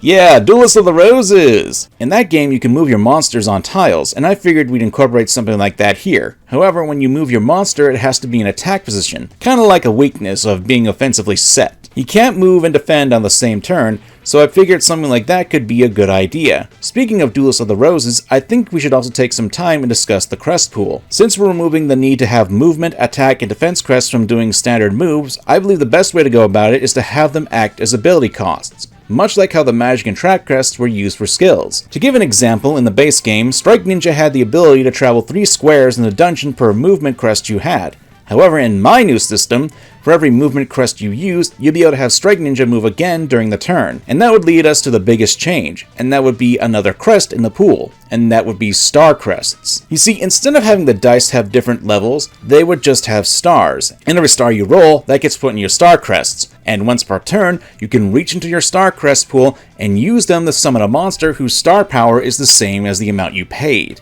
basically equating to its level. This is a similar mechanic to Duelists of the Roses, only in that game, every turn you gained a certain amount of stars, and while we could have done the same here, I still wanted to keep to the soul of dungeon dice monsters and still have a reliance on the dice summoning mechanic, but at the same time, making it so that if you just roll 1 star, you can at least get a body on the board. I wanted to limit the chances of a person being unable to roll a summon crest, and in the original game you had to roll 2 of the same level crests in order to summon a monster. Now you just need to have ungodly terrible luck to not do that here. Going back to Strike Ninja and my mock-up of the card, the monster would be at least level 5. Not only would you be unable to summon the monster of this caliber on your first turn, but I think this would be a more accurate measure of its strength and abilities. Again, the goal is to try to eliminate as much RNG as possible that can be a hindrance to the players, while not removing it at all. Other small changes I would make to the game. The first would be the Monster Lord, aka the piece that represents the player in the actual Dungeon Dice Monsters game. In the original, it mainly held your 3 heart points, and it could attack your opponent's monsters if they were in front of it. It was only 10 damage, but it was still something. I think the Monster Lord should have more utility, so let's look towards something like the skill cards that are in Yu-Gi-Oh! Speed Dueling. And it could be something like giving a certain attribute to an additional movement to the dungeon, or allowing you to lower the level of certain monster types by 1 star. If we wanted to continue with the Duelists of the Roses aspect, we could have it so the player could actually evolve their Monster Lord. Of course, this would only be for the digital game, since there's no actual way to officially track the Monster Lord stats IRL. I mean, this is Yu-Gi-Oh! After all, players would probably cheat or not read the effects they could get. And that's basically what I would do to improve the game, in quotes, because this is just how I would do this to make the game a lot more consistent, all the while keeping the randomization that comes with the dice. Kinda like how Dungeons & Dragons has it to that aspect. I'm sure there are still people who will find issues with my rule set, and that's to be expected. After all, I don't have the chance to really test out these rules, and frankly speaking, every game, whether it be a board game or a video game, will need to be tested and to find any and all bugs in it. So that begs the question.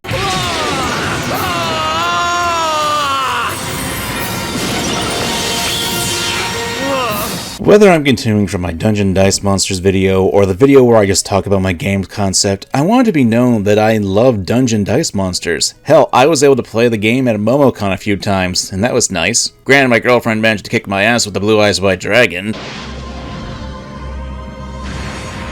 But even at loss, I still enjoyed my time with the game, even if it was limited. And while I had to endure the terrible music of the advanced game, I still managed to find myself having a good time with it, at least somewhat, and by using the cheat so I can get the dice I actually wanted. So when I look back at Dungeon Dice Monsters, a game in the manga and anime that was made by a young game developer who was fighting to get his own game shown to the world, and when the game was actually released to the real world, it was bungled so badly that the game was killed almost instantly. And considering that Konami is Konami, the same company that will actively reprint some of their popular cards in the game, some that are extremely rare and had high prices, and not too long after, they will instantly ban the card as soon as they make their money on the reprints. I have no doubt in my mind that Konami would allow this game to remain in discarded game hell. And it sucks even more since there have been a small surge of people who are interested in the game. And when told some people I was bringing the game to a convention, quite a few people wanted to play it. But to me, this is where Konami really screwed things up with the game. Instead of actually trying to create an audience for it,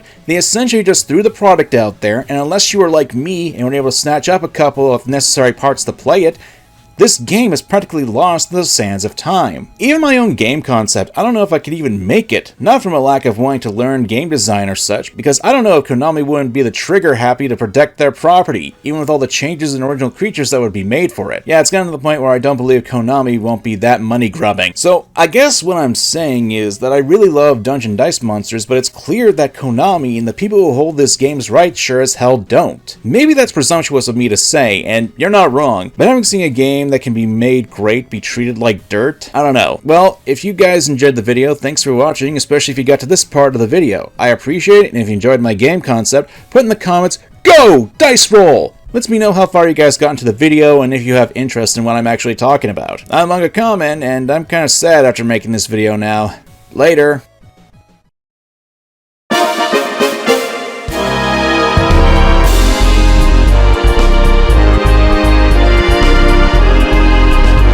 We've been talking about Yu-Gi-Oh! Games on the channel for a while, from the classic Forbidden Memories to the weird Duelists of the Roses, and, of course, Reshef of Destruction.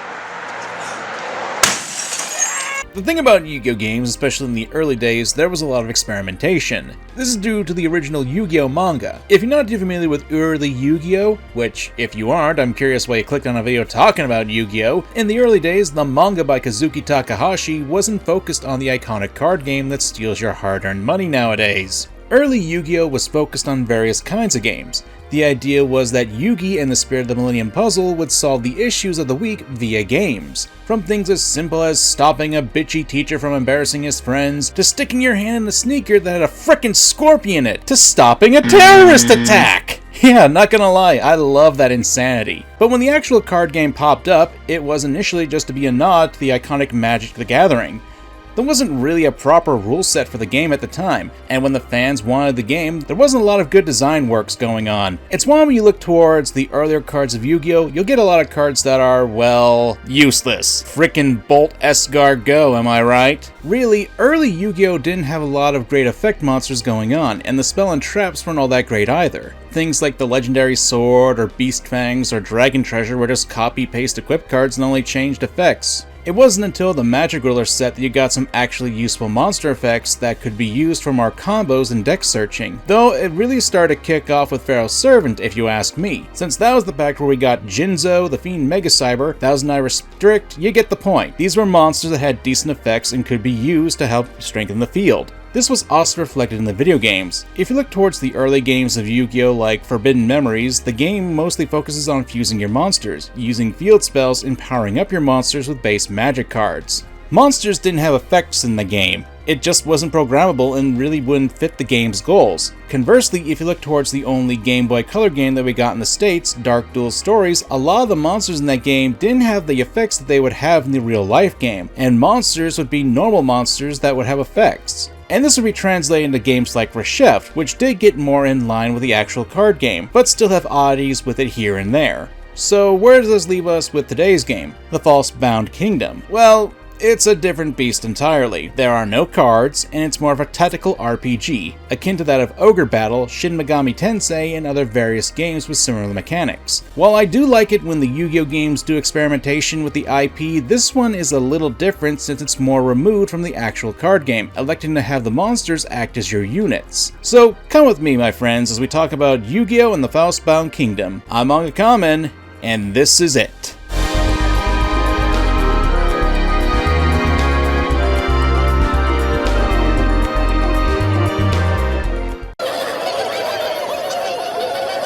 What the hell are you supposed to be anyway? Originally released for the Nintendo GameCube in 2002 for Japan only, Can I have one that's made in America, please? the game got a Western release a year afterwards. The game came out during the time of the Battle City Finals were wrapping up, and the filler arc in the Virtual World saga with Noah Kaiba at the time was airing. So, from the American point of view, we had finally gotten a chance to see the Egyptian god cards multiple times in the anime, and since we got the Egyptian gods on the cover of the game, it stands to reason that you can access them too. Which, considering that this is, to my knowledge, the first time you really got to play the Egyptian god cards in Yu-Gi-Oh for 3D. To be frank, when you were a kid or teen in the early 2000s, you can only imagine to have these cards in your hands. Unfortunately, at the time when the official god cards came out, they weren't playable. Hell, they were just prop cards that you couldn't play. You couldn't even get your hands on them. So a game where you could actually play with the Egyptian god cards? That sounds like my kind of game there, friends. However, as we already discussed, these aren't the actual god cards. They're gods that you can summon. When the game came out, it was met with less than favorable reviews, some of which are interesting to say the least. The special attacks look crap and make no sense. How can you possibly electrocute a skeleton? Dry bone doesn't conduct. Someone wins. You're bored. The end. Despite the fact that this is a game and you shouldn't expect a complete logic, okay then! Other reviews weren't as charitable to the game, and while I try my best not to let my views be colored by the opinions of other people, at least not until I manage to get the game done myself, looking back, I can't say I don't know how these reviewers felt about the game in and of itself. Much like any other Yu-Gi-Oh game, there isn't a lot of detail talking about the game's development, something that I really wish Konami would allow because I would like to see what was going on in the minds of the developers of this game, especially with some of the choices they made. One thing you notice with the game is that aside from the monster models and the character portraits, there seems to be a lot of recycling of assets. Not to say I'm totally against recycled assets, I play Yakuza games, a series known for doing just that with locations, characters, items, and of course, animations.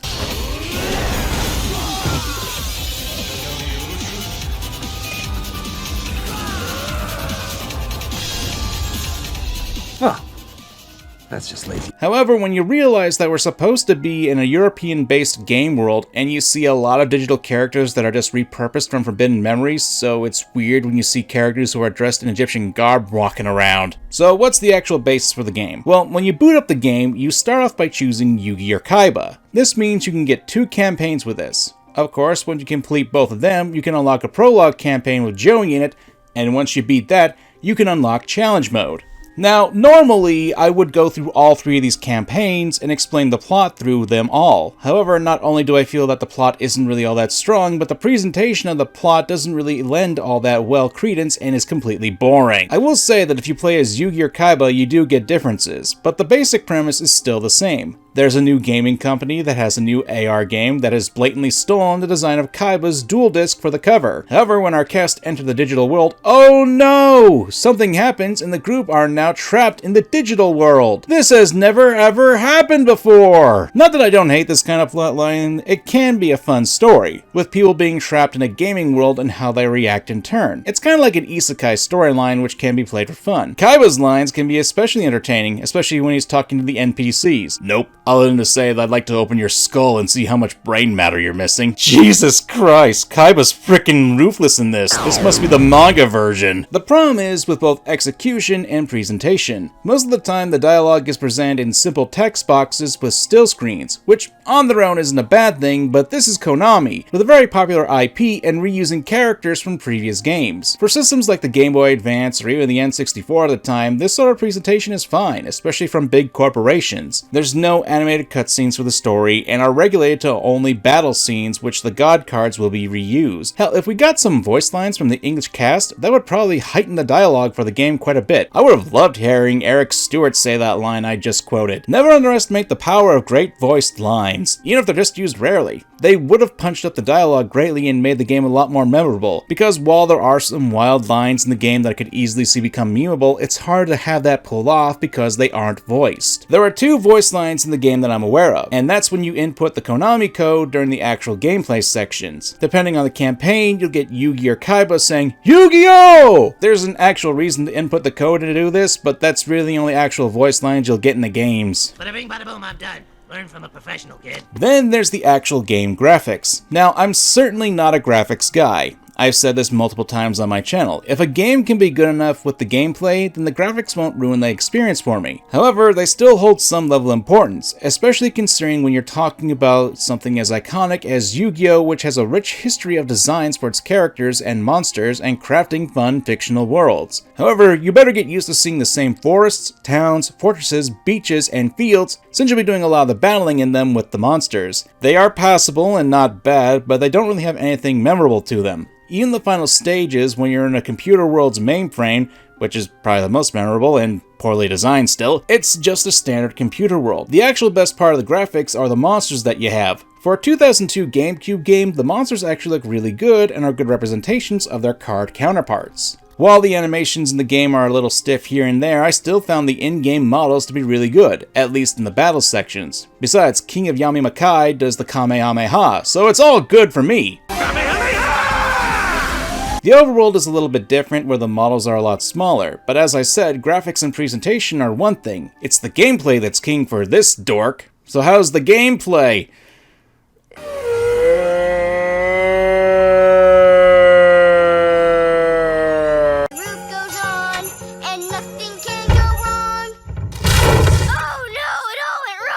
So let's put our cards on the table. Out of all the Yu-Gi-Oh games so far that we've covered on the channel, this one is one of the most disconnected from the actual card game. Instead of playing with the cards, you assign 3 monsters to a character, or as they're called, a marshal.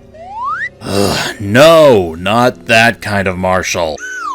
Marshals are the characters that you control in the game, and each one can have 3 monsters to their name that can battle other marshals. Each monster has a single attack, but some of them can have special attacks, and they all can use items. Some monsters will also have special abilities, like for example, some spellcaster monsters can have access to spells that you can equip them with. Yeah, there are equipped items in this game, stuff like equipment which can give boost to some monsters, items that can be used by any monster to heal or inflict status effects, or, for some characters like Yugioh or Kaiba, they can have the items to summon the Egyptian god cards. A lot of this stuff the game doesn't outright tell you, and you can't exactly get the items immediately. You see, in order to do that, you have to buy them from the bases that you take over during the missions, but most of them you can't do that until you pay for a shop, and you can only have 2 base features per base, each costing a decent chunk of change. So do you want to have a shop where you can purchase these items, or do you want to get a healer that can help heal your monsters? It's why you have a marshal like Joey or Tristan. They can help with the cost with their ability of Constructor, which gives you a discount whenever you build these things. Also to note, marshals have a few effects when it comes to their monsters. You see an orb in the marshal stat screen, and if you pair them with monsters of the same color to that, you'll give a bonus to the monsters. And while I'm still trying to figure this out, but characters like Yugi and Kaiba will be all-rounders, while characters like Joey will have an effect on his monsters to hit harder, while characters like Mai will have faster monsters, for example. Also to note, the orbs, they can change their colors. And not just for the marshals, but for the monsters too, depending on how long they are with the marshals. Monsters can also level up. While every monster has a base stat, they can also improve and become stronger with each level they acquire. The highest level a monster can achieve is 99, and as they level up, some monsters gain special abilities.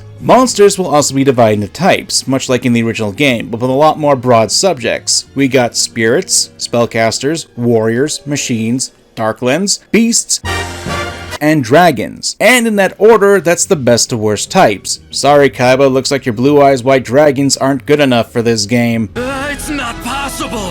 What I mean to say is that not all these types are equal. Let's look at the best and worst types in the game, spirits and dragons. Spirits are generally considered to be the best type in the game for a few reasons. A lot of the monsters in this type have access to special attacks and abilities that can be useful, and they also have great support items and equipment that can give them power boosts. Dragons, on the other hand, don't get any of that. They're the only type that lacks an actual attack boosting equipment item, and most of them don't have any special abilities. They mostly just have bigger stats, but when you can equip multiples of an equipped item onto other monsters, this is a rather negligible advantage. It's why when Yugi started off with Celtic Guardian, if you can get at least 3 legendary swords on him, you can easily double its attack points and get a huge lead early in the game. There are a ton of other mechanics going on, and there's a surprising amount of death in this game, and we haven't even talked about the actual combat. We've been talking about the stuff outside of that, and we will, but I need to talk about something that really hampers this experience, other than the types not being equal in strength. It's the weighting and direction. You see, unlike traditional RPGs where you have random encounters, or even have something like Devil Survivor where you take turns with each character having a set amount of squares so they can move, Falsebound Kingdom is real time. What I mean by this is when you start each mission, you can select one of your marshals and select a location or enemy to send them to. Or if you want them to go to a specific place on the map, you can select a location with a cursor. This sounds reasonable, right?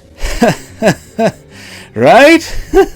Wrong! You see, the major problem is that your units move slow. The middle monster that you have in your individual marshal's team acts as the leader of the group, and depending on their speed, that determines how fast your marshal moves across the field. You also notice that some of them have like these green circles around them when they move. That is their area. Essentially, they also have different areas too. This sounds reasonable, but the issue is that they're all so slow, even the fast ones. I get the idea behind it is that you need to change course. If they just zipped across the field, you wouldn't be able to select them in time. But it's such a time sink since most of the time you won't need to do that. I spent most of the time when my units were moving inputting the Konami code, since that gives you some extra cash for the shops and building materials. The other issue is direction, and I bring this up secondarily since I didn't have an issue with it until the final stages for the campaign. And that's because your unit can only move in a straight line. Normally this isn't an issue, but when you get to the final stage where you have to make tight turns, your units will get stuck on the walls. And this is actually a problem out of that level because your units can get stuck on each other. You're in my way.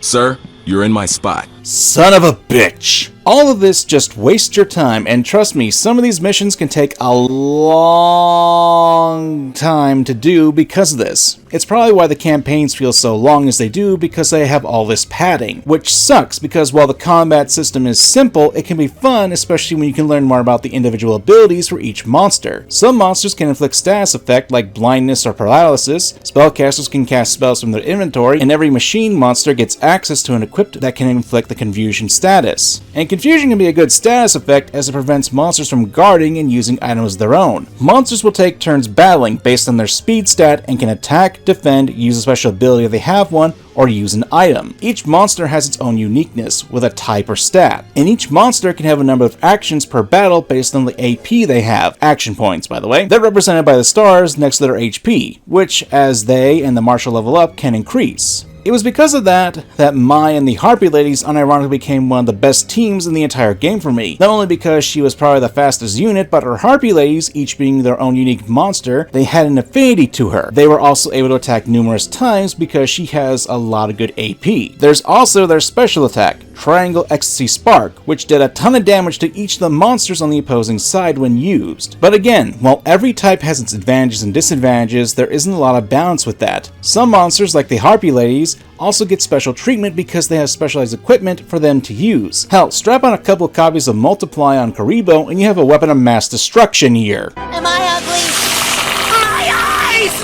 My eyes! But as I said, not every monster gets this treatment, and dragons are the worst with getting support like this. That doesn't mean you can't do things with them. There's an item called Polymerization, for example, because if you're familiar with the original game, you know what this spell card can do, as it would allow you to combine 2 or more monsters. Back in the day, while there were some logical fusions like Black Skull Dragon, which combines Summon Skull and Red Eyes Black Dragon, there were some oddities here and there. Rock and rollin' entity better known as the Musician King! But in this game, it's an item that you can give your monsters. The best time to use it is when you're about to run out of AP or when your monster has low health. If you do, you get a fresh monster with full AP, full HP, and it'll probably be stronger than your other 2 monsters combined. But be warned, it'll only work when you have specific monsters on your team. And when I mean specific, I do mean specific. Not every monster can be fused. Hell, there are only about 12 fusions in the entire game, and if you're curious what monsters make into what, it's better to just look them up. No shame in doing that. Same thing if you want to look up what monsters can change into with certain items. Yeah, there are items that you can use before you begin a mission that can change a monster's form into something else. Keeping with the Red Eyes theme, if you use Metal Morph on the regular Red Eyes, you get the Chrome version.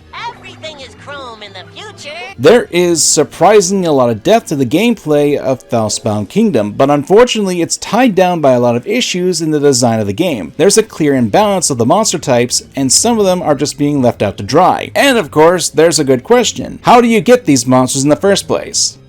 That's right.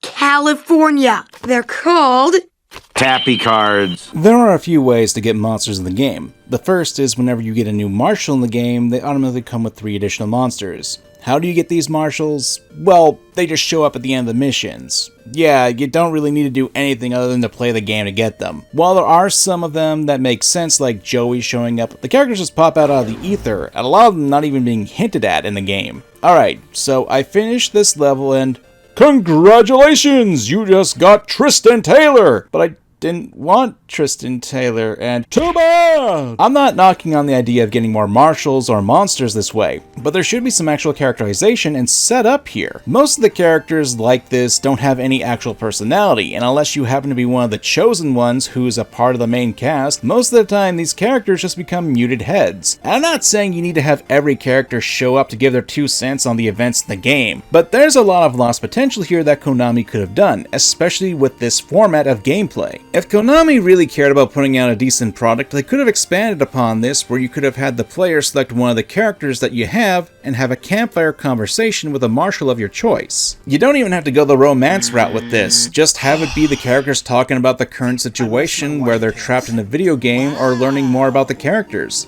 You're an idiot! Take some creative liberties. Not like this game is actually canon to the actual show or manga. If you want to tie it into the gameplay, why not have it that every time you do this, the character gets inspired and gains additional EXP along with his monsters in the party at the time? Wait, Wasn't I talking about the monsters? Right. The other and more bullshit way to get monsters is encountering them in the wild. There are at least two ways to do this. You go to a settlement and sometimes you'll come across a monster station there, or you'll be around the map in some random location and you find the monster. Sometimes you'll have to battle the monsters, and sometimes you'll have to have an arbitrary requirement to have them, like having the first sister to the Gemini elves. Why do I say this is bullshit? Because most of the time you won't know where to go to get these monsters, and sometimes they'll be way out in the middle of nowhere. How anyone figured out how to get these without some guide is beyond me. The final way is sometimes at the end of a mission, you just get a monster. Now, while these methods are done and good, aside from searching for the monsters in the wild, I do feel like they could have been tightened up a bit more, especially the wild encounters. Maybe telegraph the location with original assets, or have a marshal whose ability it is to determine if a mission has an attainable monster in it. Not like there aren't marshals without abilities in the game. Not every mission has an obtainable monster either, and I can tell you from experience, when I played this game ages ago, I certainly didn't get my hands on a number of monsters in this game, precisely because of this design choice. I'm not opposed to random encounters or even scraping up opponents' monsters to add to your own. The problem is that most of the time, it's either scripted, or at times you're moving around in the dark to find the right monsters. I know that it comes off as really contradicting when I say that, but that's really the only way I can properly explain it, especially when you consider that unless you have a guide, you're more than likely going to miss out on a good number of these monsters in your first run. To compensate for that, once you do beat the campaigns, you can go back to them and do stage selects. But in all honesty, you're better off just looking up a guide to see where you can find these monsters as well as what you need to do, whether it's just to recruit them or to battle them and win. Thank you, son. You freed us from adult mediocrity and fatuousness. I don't care!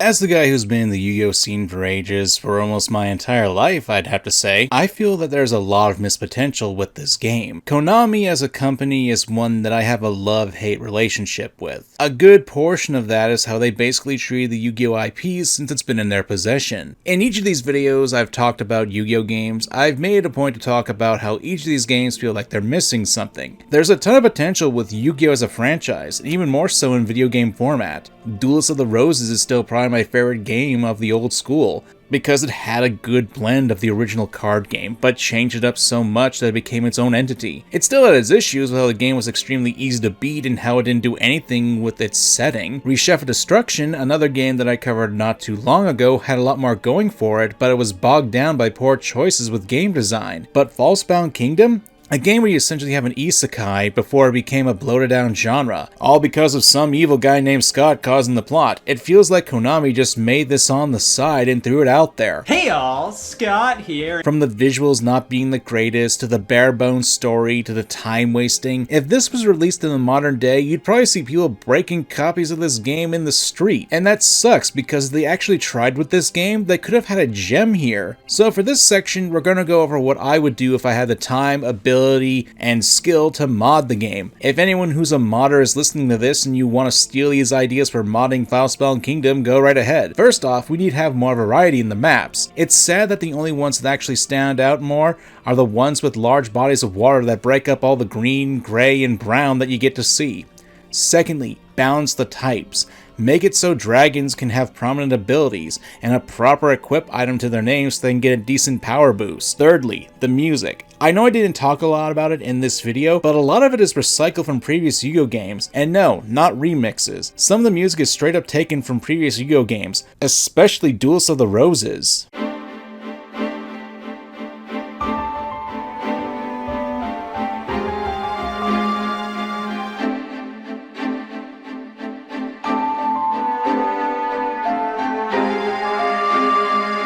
How embarrassing. I'm not opposed to doing this, but Yu-Gi-Oh had a lot of good music, even in the dub, and especially in the games. Fourthly, give one of the marshals, at least one of them that doesn't have an actual ability, the ability to say, hey, we've gotten reports of wild monsters in the area. That way you don't need to look up a guide to find out where these monsters are. And finally, add a speed up and pause button to the actual movements. That way you can move faster in the overworld and not do all the waiting. Plus, if you want to change directions and you need time to think, you can actually take that time. Not that any of this matters, don't get me wrong. I would be ecstatic if a modder actually took these issues into consideration and fixed the game, but it wouldn't change anything in the grand scheme of things. Konami to me has a terrible track record when it comes to their games, especially when it comes to those that relate to Yugioh. Sure, you can point to things like Duel Links and Master Duel, but not only are those games essentially designed to steal money from people's wallets by offering microtransactions, but they're just the original card game with nothing added to them. Back in the early days of Yu-Gi-Oh! Gaming, or gaming itself, there was a lot more experimentation going on. Sure, something like Falsebound Kingdom didn't work out too well, but it's mostly because Konami really didn't give the game a proper shake to do well. While we don't have any actual development details about Falsebound Kingdom, we can make educated guesses. Let's really consider the release dates of Yu-Gi-Oh! Games, and to be fair, let's start off with Forbidden Memories, a game that came out in 1999 if we just go by the Japanese release dates. When was Duelists of the Roses released?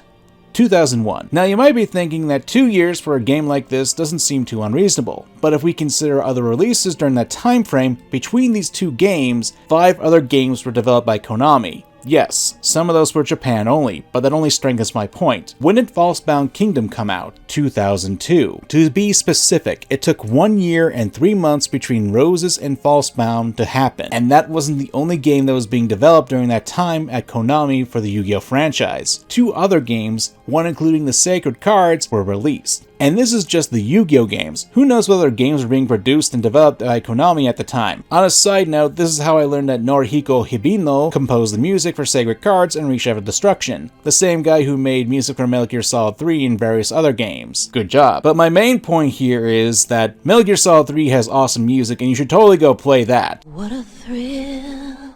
Wait, no, not that. No, the main idea is that Konami seems to have rushed these games out, which instead of actually making a good product for their consumer base, they seem to really just want to milk the Yu-Gi-Oh! Brand as much as they could. And considering some current day products that I've seen, I can't say they really learned from these mistakes, which sucks. Because there are legitimately great ideas in these games, but they aren't really given any actual breathing room to work with or give actual attention that they deserve. I love the world that Takahashi created, a world where conflict is solved via games and a card game. It's got this whimsical charm to it, but it also had this dark realism to it too. Of course, the greatest sin that Konami committed to me involves another game they tried to get off the ground and have essentially killed it off because of their sheer incompetence. And what game is that, my friends? To be frank, it's a game I really want to talk about on this channel, but it's so outside the realm of my usual wheelhouse, I don't know if people would want me to talk about it. But if you guys really want me to, I'll gladly talk about Dungeon Dice Monsters. But you gotta earn it. This video needs to get 1,000 likes, and I'll be glad to do it. And if you made it this far into the video, put in the comments, DICE ROLL! It helps the video out and lets me know that you guys do want to see what I've got in the pipeline. So until next time, my friends, I'm MangaKamen, and remember to get your game on.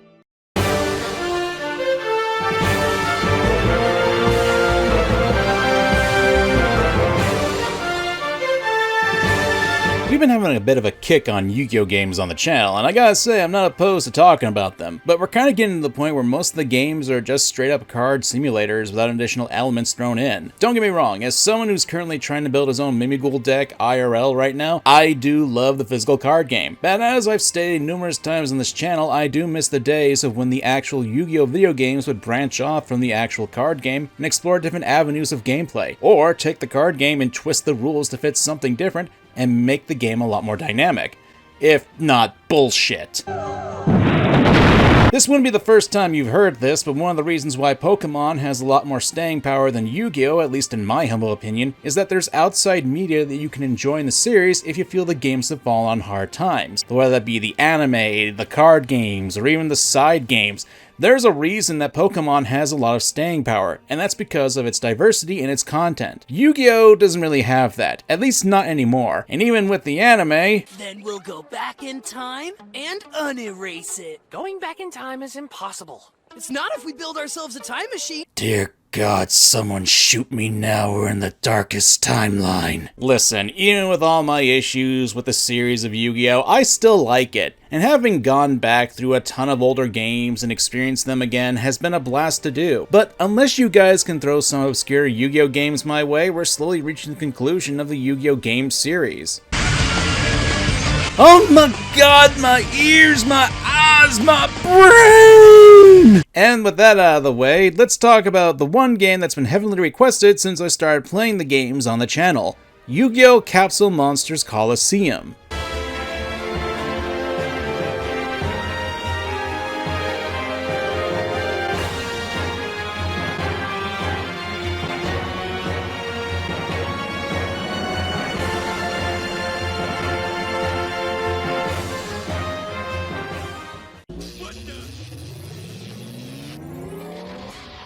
So, what exactly is Capsule Monsters? The more astute of you may have noticed that I asked what Capsule Monsters is, and not strictly the game that's on the main cover of this video. That's because there's a bit of a history with it. Unlike a lot of other Yu-Gi-Oh games, Capsule Monster Coliseum has a story to tell before the game even starts. Originally known as Capsule Monster Chess, this game came from the original manga of Yu-Gi-Oh, and it was how we were introduced to the character of Mokuba Kaiba, who was the champion of Capmon, something that was actually referenced in the PS2 game that we'll be talking about today. Welcome to my stage, Yugi. I don't mean to brag, but I'm a Capsule Monsters expert. But when we played before, didn't I defeat you? Well, whatever. Yeah, and the first time Mokuba flaunted this fact, he had a gang of middle schoolers armed with machine guns and tasers. No, I am not kidding. Oh, and Mokuba wanted to cut off Yugi's finger if he lost the game. Poor twisted little freak. The rules of the game weren't exactly explained well in the manga, or even in the show. We don't know the stats or the abilities of the monsters until they're just shown. The only thing that was shown was that they have levels and a set movement. Basically, every round the players would take turns to move a monster at a time. It must have been a favorite of Kazuki Takahashi since it showed up twice in the manga, and eventually the concept got its own specialized arc in the anime, where the original Yu-Gi-Oh crew had to fight against Alexander the Great? Okay then! There's also a short printed board game that has been featured in the same anime arc too. Unfortunately, the physical game itself survived less than Dungeon Dice Monsters, which is sad on multiple levels. And if we were to look towards some of the monster stats for both the physical game and the video game we're focusing on in this video, they are similar. Hell, one of the boards you could play in the physical game is actually used in the video game. It's this board that's used by Grandpa Muto. I'd love to tell you that I have my hands on this game, but unfortunately I'm not rich enough to buy anything related to this, because this was discontinued after a starter box and one booster box. There's a lot more about Capsule Monsters though, which I'll be referring to Capmon, since I'm sure I've bitten my tongue a few times in this recording.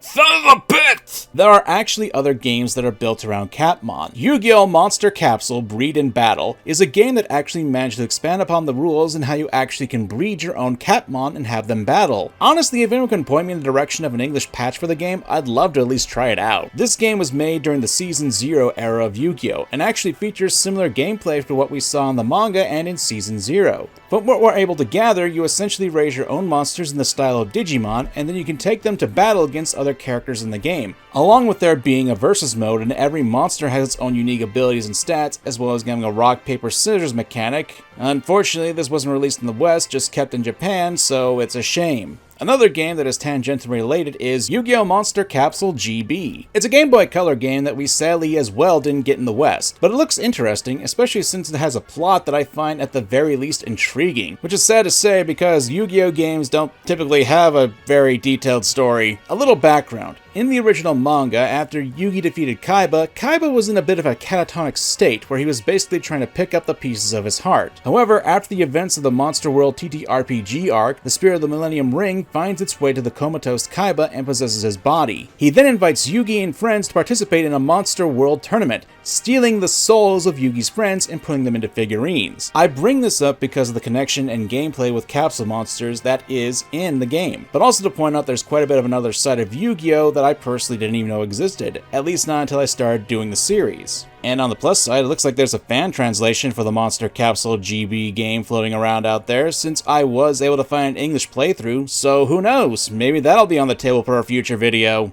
Sure, Jan. But I think we've gotten a little off track for the subject of this video. What about this game that I titled the video after? Yu-Gi-Oh! Capsule Monsters Coliseum is a PlayStation 2 game that was released in 2004, which funnily enough was before the anime Capsule Monsters came out. Much like other Yu-Gi-Oh! Games, there isn't a lot of information on the development of it, which, trust me, I've tried my best to find anything about the Yu-Gi-Oh! Game's history in these videos. Most I could find was that the game was actually developed by a company by the name of Winkysoft, a Japanese developer who filed for bankruptcy in 2015 and have an interesting catalog of games, like the JoJo's Bizarre Adventure Famicom game, a good chunk of Famicom Super Robot games, and Puyo Puyo for the Game Boy Color. Regardless, I think we should actually dive into the actual game, shall we? And who's that? Oh, it's Mr. MVP! Simp! If there's one thing I'll say about Capsule Monster Coliseum, it's that the game's presentation is very surprisingly well done. Like, legit, this is probably the best looking Yu-Gi-Oh game I've played on the channel to date. The characters are drawn dynamically and are presented pretty well. Hell, you know what really caught my attention with this game? Ah, I thought you would come, Yugi. Holy crap, we finally have voice acting in these games, and it's the actual 4Kids cast too. Hiya, Yug. I've been waiting for you. Yugi, here I come! Ta-da! It's me, the man, the legend, Tristan Taylor. Long time no see! Sure, there are some hiccups with the lines, especially since they have to cut them in half so they can match the dialogue, since it doesn't automatically play between lines, but that's a paltry complaint in comparison to this. Do you have any idea how much I missed actual voice acting in these games? Forbidden Memories? Sure, while there was voice acting in PlayStation 1 games, well... To show you a terror beyond hell. That was our agreement, wasn't it? You jerk. Take that back, you little turd! I'm not trying to say that PS1 voice acting was completely terrible, but it was a different level. Calm it down! But then you got the PS2 and GameCube, and that's when voice acting really became more prominent. What are you doing? Okay, that's an infamous example, but there was some really good voice acting on these systems. You sure know how to throw a party. No food, no drinks, and the only babe just left. Even the GameCube had voice acting. Shadow, what the fuck are you talking about? You're a beta male, Sonic. My point is that the inclusion of voice acting can really elevate the experience with these games. Even if they're just one-off lines, it adds a lot more character. I'm just disappointed that this is the game that got the actual voice acting treatment. Not Duelists of the Roses, not Falsebound Kingdom, this one. Not that it's a bad thing. Getting back to the graphics of the game, each of the boards you can fight your opponents on are uniquely designed. You'll start off in a fountain plaza against Joey, then go to a biohazard laboratory with Tristan, outer space with Duke Devlin, a Broadway street in New York City for Taya, and so on. There are a lot more, and every duelist essentially has a unique board to them. And while you'll face against some familiar faces in the final area, they have unique boards. So that'd be 25 different game boards, each with their own challenges and unique designs. And what makes some of this even more entertaining is that the stages will actually transform. Sometimes the change will be subtle, like with Taya's stage. When this clock strikes midnight, the lights go off and the snow begins to fall, and when the hell did this turn into a Christmas video? Or how about when you're fighting Yami Merrick for the second time and then this happens? I can hear it! I can hear it! Pharaoh! I can hear the shadows calling your name! Holy hell, that is brick and metal, man! We're fighting a volcano! And now we're in lava. Point is that the game really plays around with the boards, and some of them can have effects on the fields. And they're not just cosmetic, but we're not going to get into that for this section. Point is, the game looks great in that regard. If I had to complain about something with the stages, it's that sometimes the themes don't really match with the characters. You'll have something like a wasteland for Rex Raptor that's riddled with fossils and poisonous gas to go with his dino theme, or you'll have Weevil the Bugmaster in the forest. Even Taya's stage makes sense since her dream was to become a Broadway dancer. But then you'll have Duke Devlin in space. Oh, wait.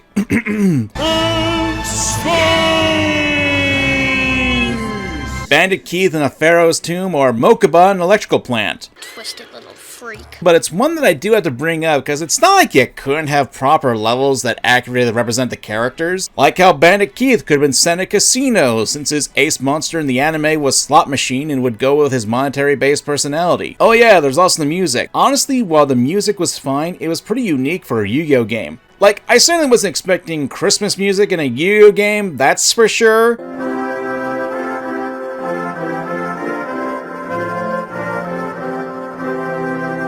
While it doesn't have the same staying power as some previous Yu-Gi-Oh games, like, I doubt you're gonna top the Forbidden Memories tune of...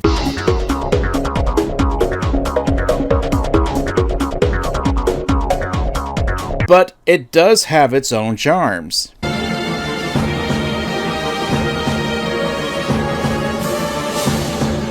There's one more aspect of presentation, and that's the battling. Like a lot of Yu-Gi-Oh games, you can activate an animated battle scene between monsters. Before a battle begins, you're offered a toggle to turn it on and off. And while I don't mind the animations and how some of the monsters are just ripped from previous models in other games, I do have to be the bad guy here. Once you start a battle animation, you can't stop it, and these things can add up time, so eventually players will want to just skip these battles altogether, which is a shame because there was some effort put into these, but I can understand this. Presentation-wise, with a few hiccups here and there, I think the game looks really good and sounds great too. I do wish they would have taken the Duelists of the Roses approach when it comes to representing the monsters on the field, since Roses has the models of the monsters above the cards when you play them. Still, the game does a lot more positive for the design work than negative. I do wish other Yu games at the time did things in this game, especially the voice work.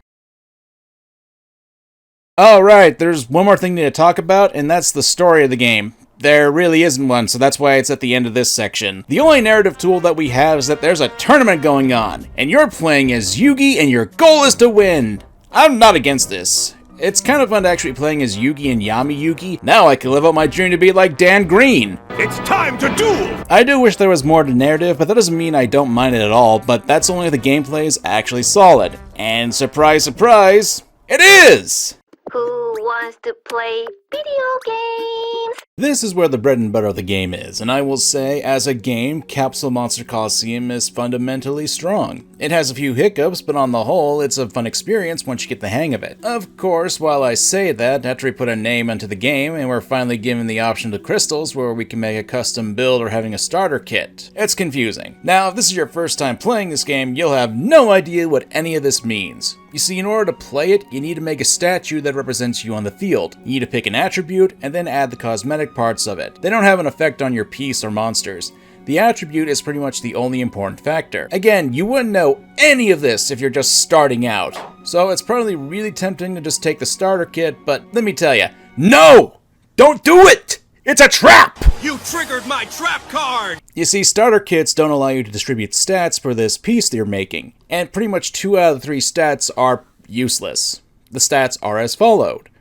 MP, monster points. This is essentially the money in the game, which you may think having a lot of money at the beginning is a good idea, but it's not really. Not only do you get MP from beating opponents, but monster points are only good at getting more monsters, and you can still get monsters by beating your opponent's units in battle and claiming up to 2 of them at the end of it. AP, action points. This is the most useful stat that your piece can have. Action points are what you use to summon monsters and do actions in the game. This is the stats you'll need in order to play the game optimally. And finally, PP.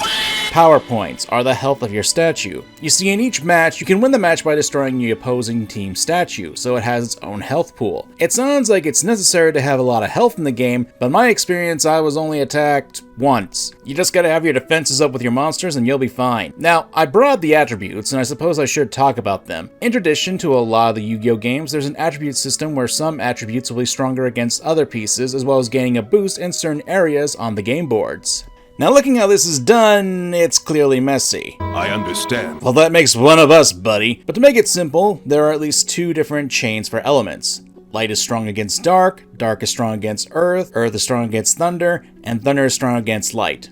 And then we have fire beats wood, wood beats wind, wind beats water, and water beats fire. Now, it's fine if you want to do something like that, but when you make fundamental changes to elements or parts of a game, it's going to cause a little friction. Like, it makes sense that Earth is strong against thunder monsters, but how are thunder monsters strong against light? And how is Earth weak against darkness? What about wind being better than water? I understand that there would probably be some logistical nightmare if they were to do a Pokemon-based type chart, but the type chart is a little confusing, especially when you have familiar with Thunder being effective against water types. I personally would have done a more generalized type chart with 3 additional elements. Fire beats wood, wood beats water, water beats fire. Thunder beats wind, wind beats earth, and earth beats thunder, with dark and light just being more neutral attributes. But that's just me. So after we get our statue created, it's time to buy some monsters. What would you like to do? This old man is my bane in these videos. I'm playing your grandson, Yugimoto. Couldn't you just throw a few cheap monsters at me just to help out? So monsters is what you really need to focus on here. It's generally accepted that you get monsters that are the same type as your crystals, since your crystal's element will give you a boost. Though maybe I'm just blind as a bat, because I sure as hell didn't notice that much of a difference in the gameplay. In any case, each monster has an attribute, HP, attack, defense, power points, and action points in 2 variations. Also, every monster has a different movement and attack range, which can come in 3 different ways and have different reaches. There's the straightforward, the diagonal, and the star. The most typical would be the straightforward movement, since it allows a piece to move in straight lines and attack in straight lines as well. As I stated before, each piece has its own range and movement and attack. It can also be one square or multiple. Diagonal does what it sounds, where it moves on the tiles on the board in a diagonal manner and will attack in the same way. And finally, the star is a bit more complicated. These are the pieces that can skip over areas or attack from a distance, but they're also the most cumbersome to really plan for in the game. When a match begins, you're allowed to pick your pieces. Now, you can't just pick your strongest pieces because you start off with a set amount of AP, and the stronger monsters will have a lot more AP to use them. So you need some weaker pieces out on the board as well to help fill out your ranks.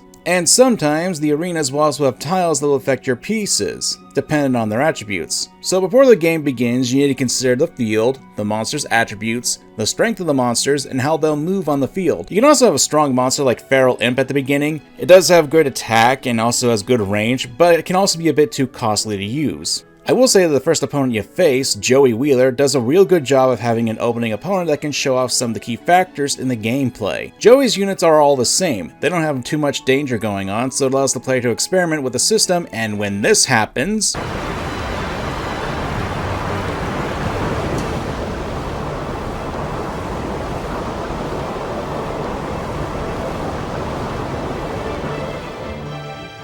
What?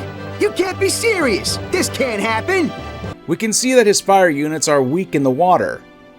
So it alerts the player that there are elements on the board that can affect units and that the stages can change during a match. That's great because it can add a new degree of challenge in this strategy game. Some pieces can have great movement but limited attack range, or vice versa. You will want to set up with all that in mind as well as your AP costs. The problems come with the execution of the system. The attribute boosts often feel negligible, especially when the field and your stats use boosts. I personally prefer the stages that have obstacles on them instead of just boosts. One of the earliest opponents is Tristan Taylor, and he can be a pain if you're not aware of how his stage works. The area is cut into 2 paths, both with hazards that affect pieces save for their own elements, wood and thunder. Or when you're fighting Rex, there are some spaces that will damage non-earth monsters if they remain on those squares. I like the hazardous stages, since it forces you to play around with how to move. Then there's also the opponents. Don't get me wrong, there are some great opponents that are really well thought out. My Valentine not only has wind monsters that have great movement and will get a boost from the arena, but will also have fire monsters that can cover the wood weakness that her wind monsters have. Then there are some opponents who just get shafted. Mako Tsunami is a great example. Since while he has 3 water monsters, he doesn't have any good wood monsters to cover up his water monster's weakness to wind, and even in his stage, which starts off covered in water, but then the water gets erupted by a rock and shipwreck, which would limit the amount of squares that would give a boost to Mako's water units. Then there's the movement aspects. I found this to be the biggest issue when there are some specific tight locations you can't get through easily. Bandit Keith's stage I found to be the most cumbersome to get around. But these are smaller complaints. Frankly speaking, if the stages were randomized against your opponents, the Mako complaint wouldn't be all that terrible, since it's something that any player wouldn't be able to see coming and could be more randomized event to change the situation for players. However, there are 3 elements that really do hold this game back. The first is the level system. Throughout the game, your monsters and even your statue will gain experience. Once you get 100 points for each one, you can level them up. It offers it to you because this stuff can increase your monster's stats, but also AP costs to them as well. It's a good system where you don't want to overpower one monster that'll suck up all your AP during your matches. The issue comes from your opponents. They don't level up their monsters. Oh, they can level up in the midst of combat. What I am talking about is every opponent you face off against starts with level 1 creatures. While their base level monsters do get stronger over the course of the game, they're still just level 1. And by the time you reach the final parts of the game, you'll more than likely have some buffed up units that can slam them down easily. And this stems into the second issue, replayability. When you clear an area of opponents, you can't challenge them again, at least not in any good capacity where you can get more monsters. And in free mode, you can't save your progress. When you beat this game, which the game is really short, you can probably get through it in 10 or so hours, you can restart the whole thing, you can fight everyone again, and you still have your units from the previous file. However, they'll still retain their same monsters, the same levels, and the same units, which is a shame since there are monsters that can be used for each character. Just imagine if Joey, when you faced him a second time, he actually had his key monsters from the anime, like Flame Swordsman and Garuzis. That way you can keep the fire theme going on, but you can also give him monsters like Thousand Dragon to cover the water weakness, and give him his ace monster, Red Eyes Black Dragon, just to throw a curveball at the player. But nope, no matter what, Joe will keep using all 4 Fire Reapers as his units. A monster he's never actually used before in the anime as well as I'm concerned. Or going back to Mako, the only iconic monster he uses is Fiend Kraken, despite the fact his Fortress Whale is in the game. Same with Jellyfish. Hell, Weevil Underwood doesn't get to use his iconic monster, Perfectly Ultimate Great Moth. And finally, the biggest issue with the game is acquiring monsters. I know I brought this up as how you don't need to worry about getting MP for monsters, but the game makes a lot of hoops to get some of the monsters in the game, and that's not counting the fact that there are a ton of other monsters that are actually programmed into it that you can't get them. No Machine King, no Black Skull Dragon, no Blackluster Soldier. But that's not what I'm getting at. I'm getting at the evolution and fusion aspects of acquiring monsters. Unless you know this going in, most players aren't going to get that you can actually evolve your monsters or fuse them together. That's because you need specific conditions to do so. I'll start with fusion since that's the less egregious of the two. Most people who are familiar with Yu-Gi-Oh will probably be aware that fusion has been a staple of the game since the game's inception. So when you have monsters like, say, Time Wizard and Baby Dragon, most people think, oh cool, I can fuse these two together to make Thousand Dragon. And you can. Under conditions, the first thing that the individual monsters have to have the right level, which isn't a problem. For the example I gave, you need to have a level 3 Time Wizard and a level 5 Baby Dragon. And when you do have them on the field at the same time, you can fuse them together.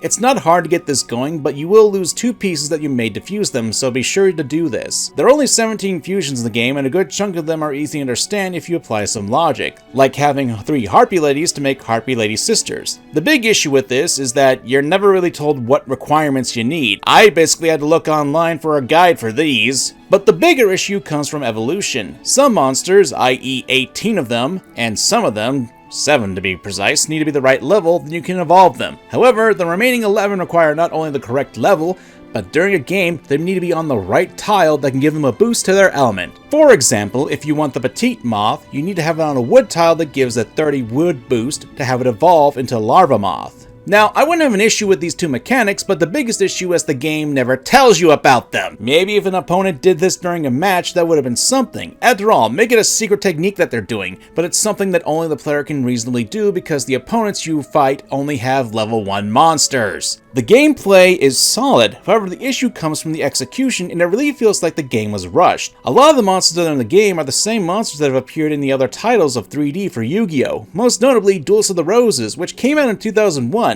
Meanwhile, Capsule Monster Coliseum came out in 2004. Now, fun fact, in 2004 there were 6 other games in the Yu-Gi-Oh! Franchise before Capsule Monster Coliseum that came out. Most of them were just released in Japan, but 2003 also had a good number of releases, and the same with 2002. It's just odd to me that the models that were used in Duels of the Roses could have easily translated to Capmon's game. Or hell, look towards the GameCube game too for that. And how the post-game is nearly non-existent with the opponents not having stronger monsters or even leveled up units. It makes it hard for me to really say this game is great, which sucks because honestly the core gameplay is pretty good, especially considering that the game isn't a card game but rather a strategy game. The boards are interesting, the core gameplay is fun, and frankly speaking, if given a little more polish, it probably could have been a great alternative to the card game, especially if it was done in a digital market. I can see something like this really taking off in the online spaces where you collect monsters, can battle against other people, and even power up your monsters in the off time. Hell, it's basically another form of Pokemon, and that's something that can be done for fun. I had fun.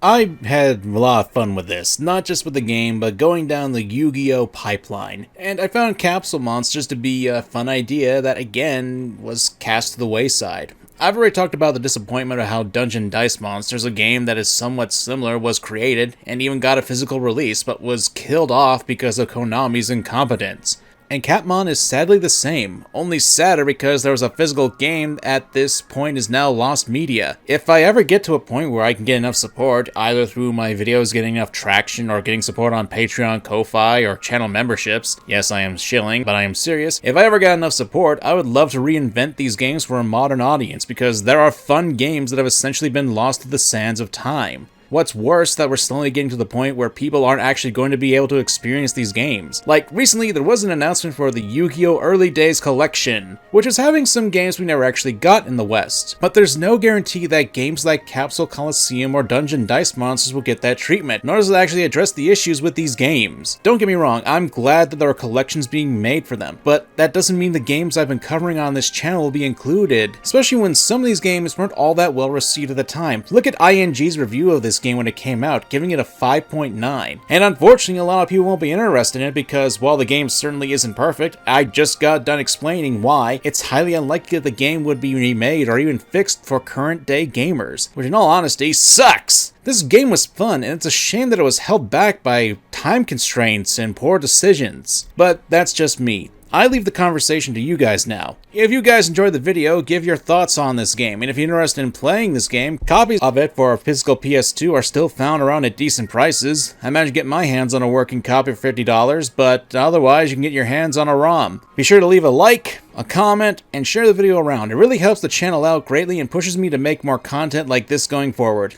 I'm MangaKamen, thanks for watching, and I hope to see you next time. Later!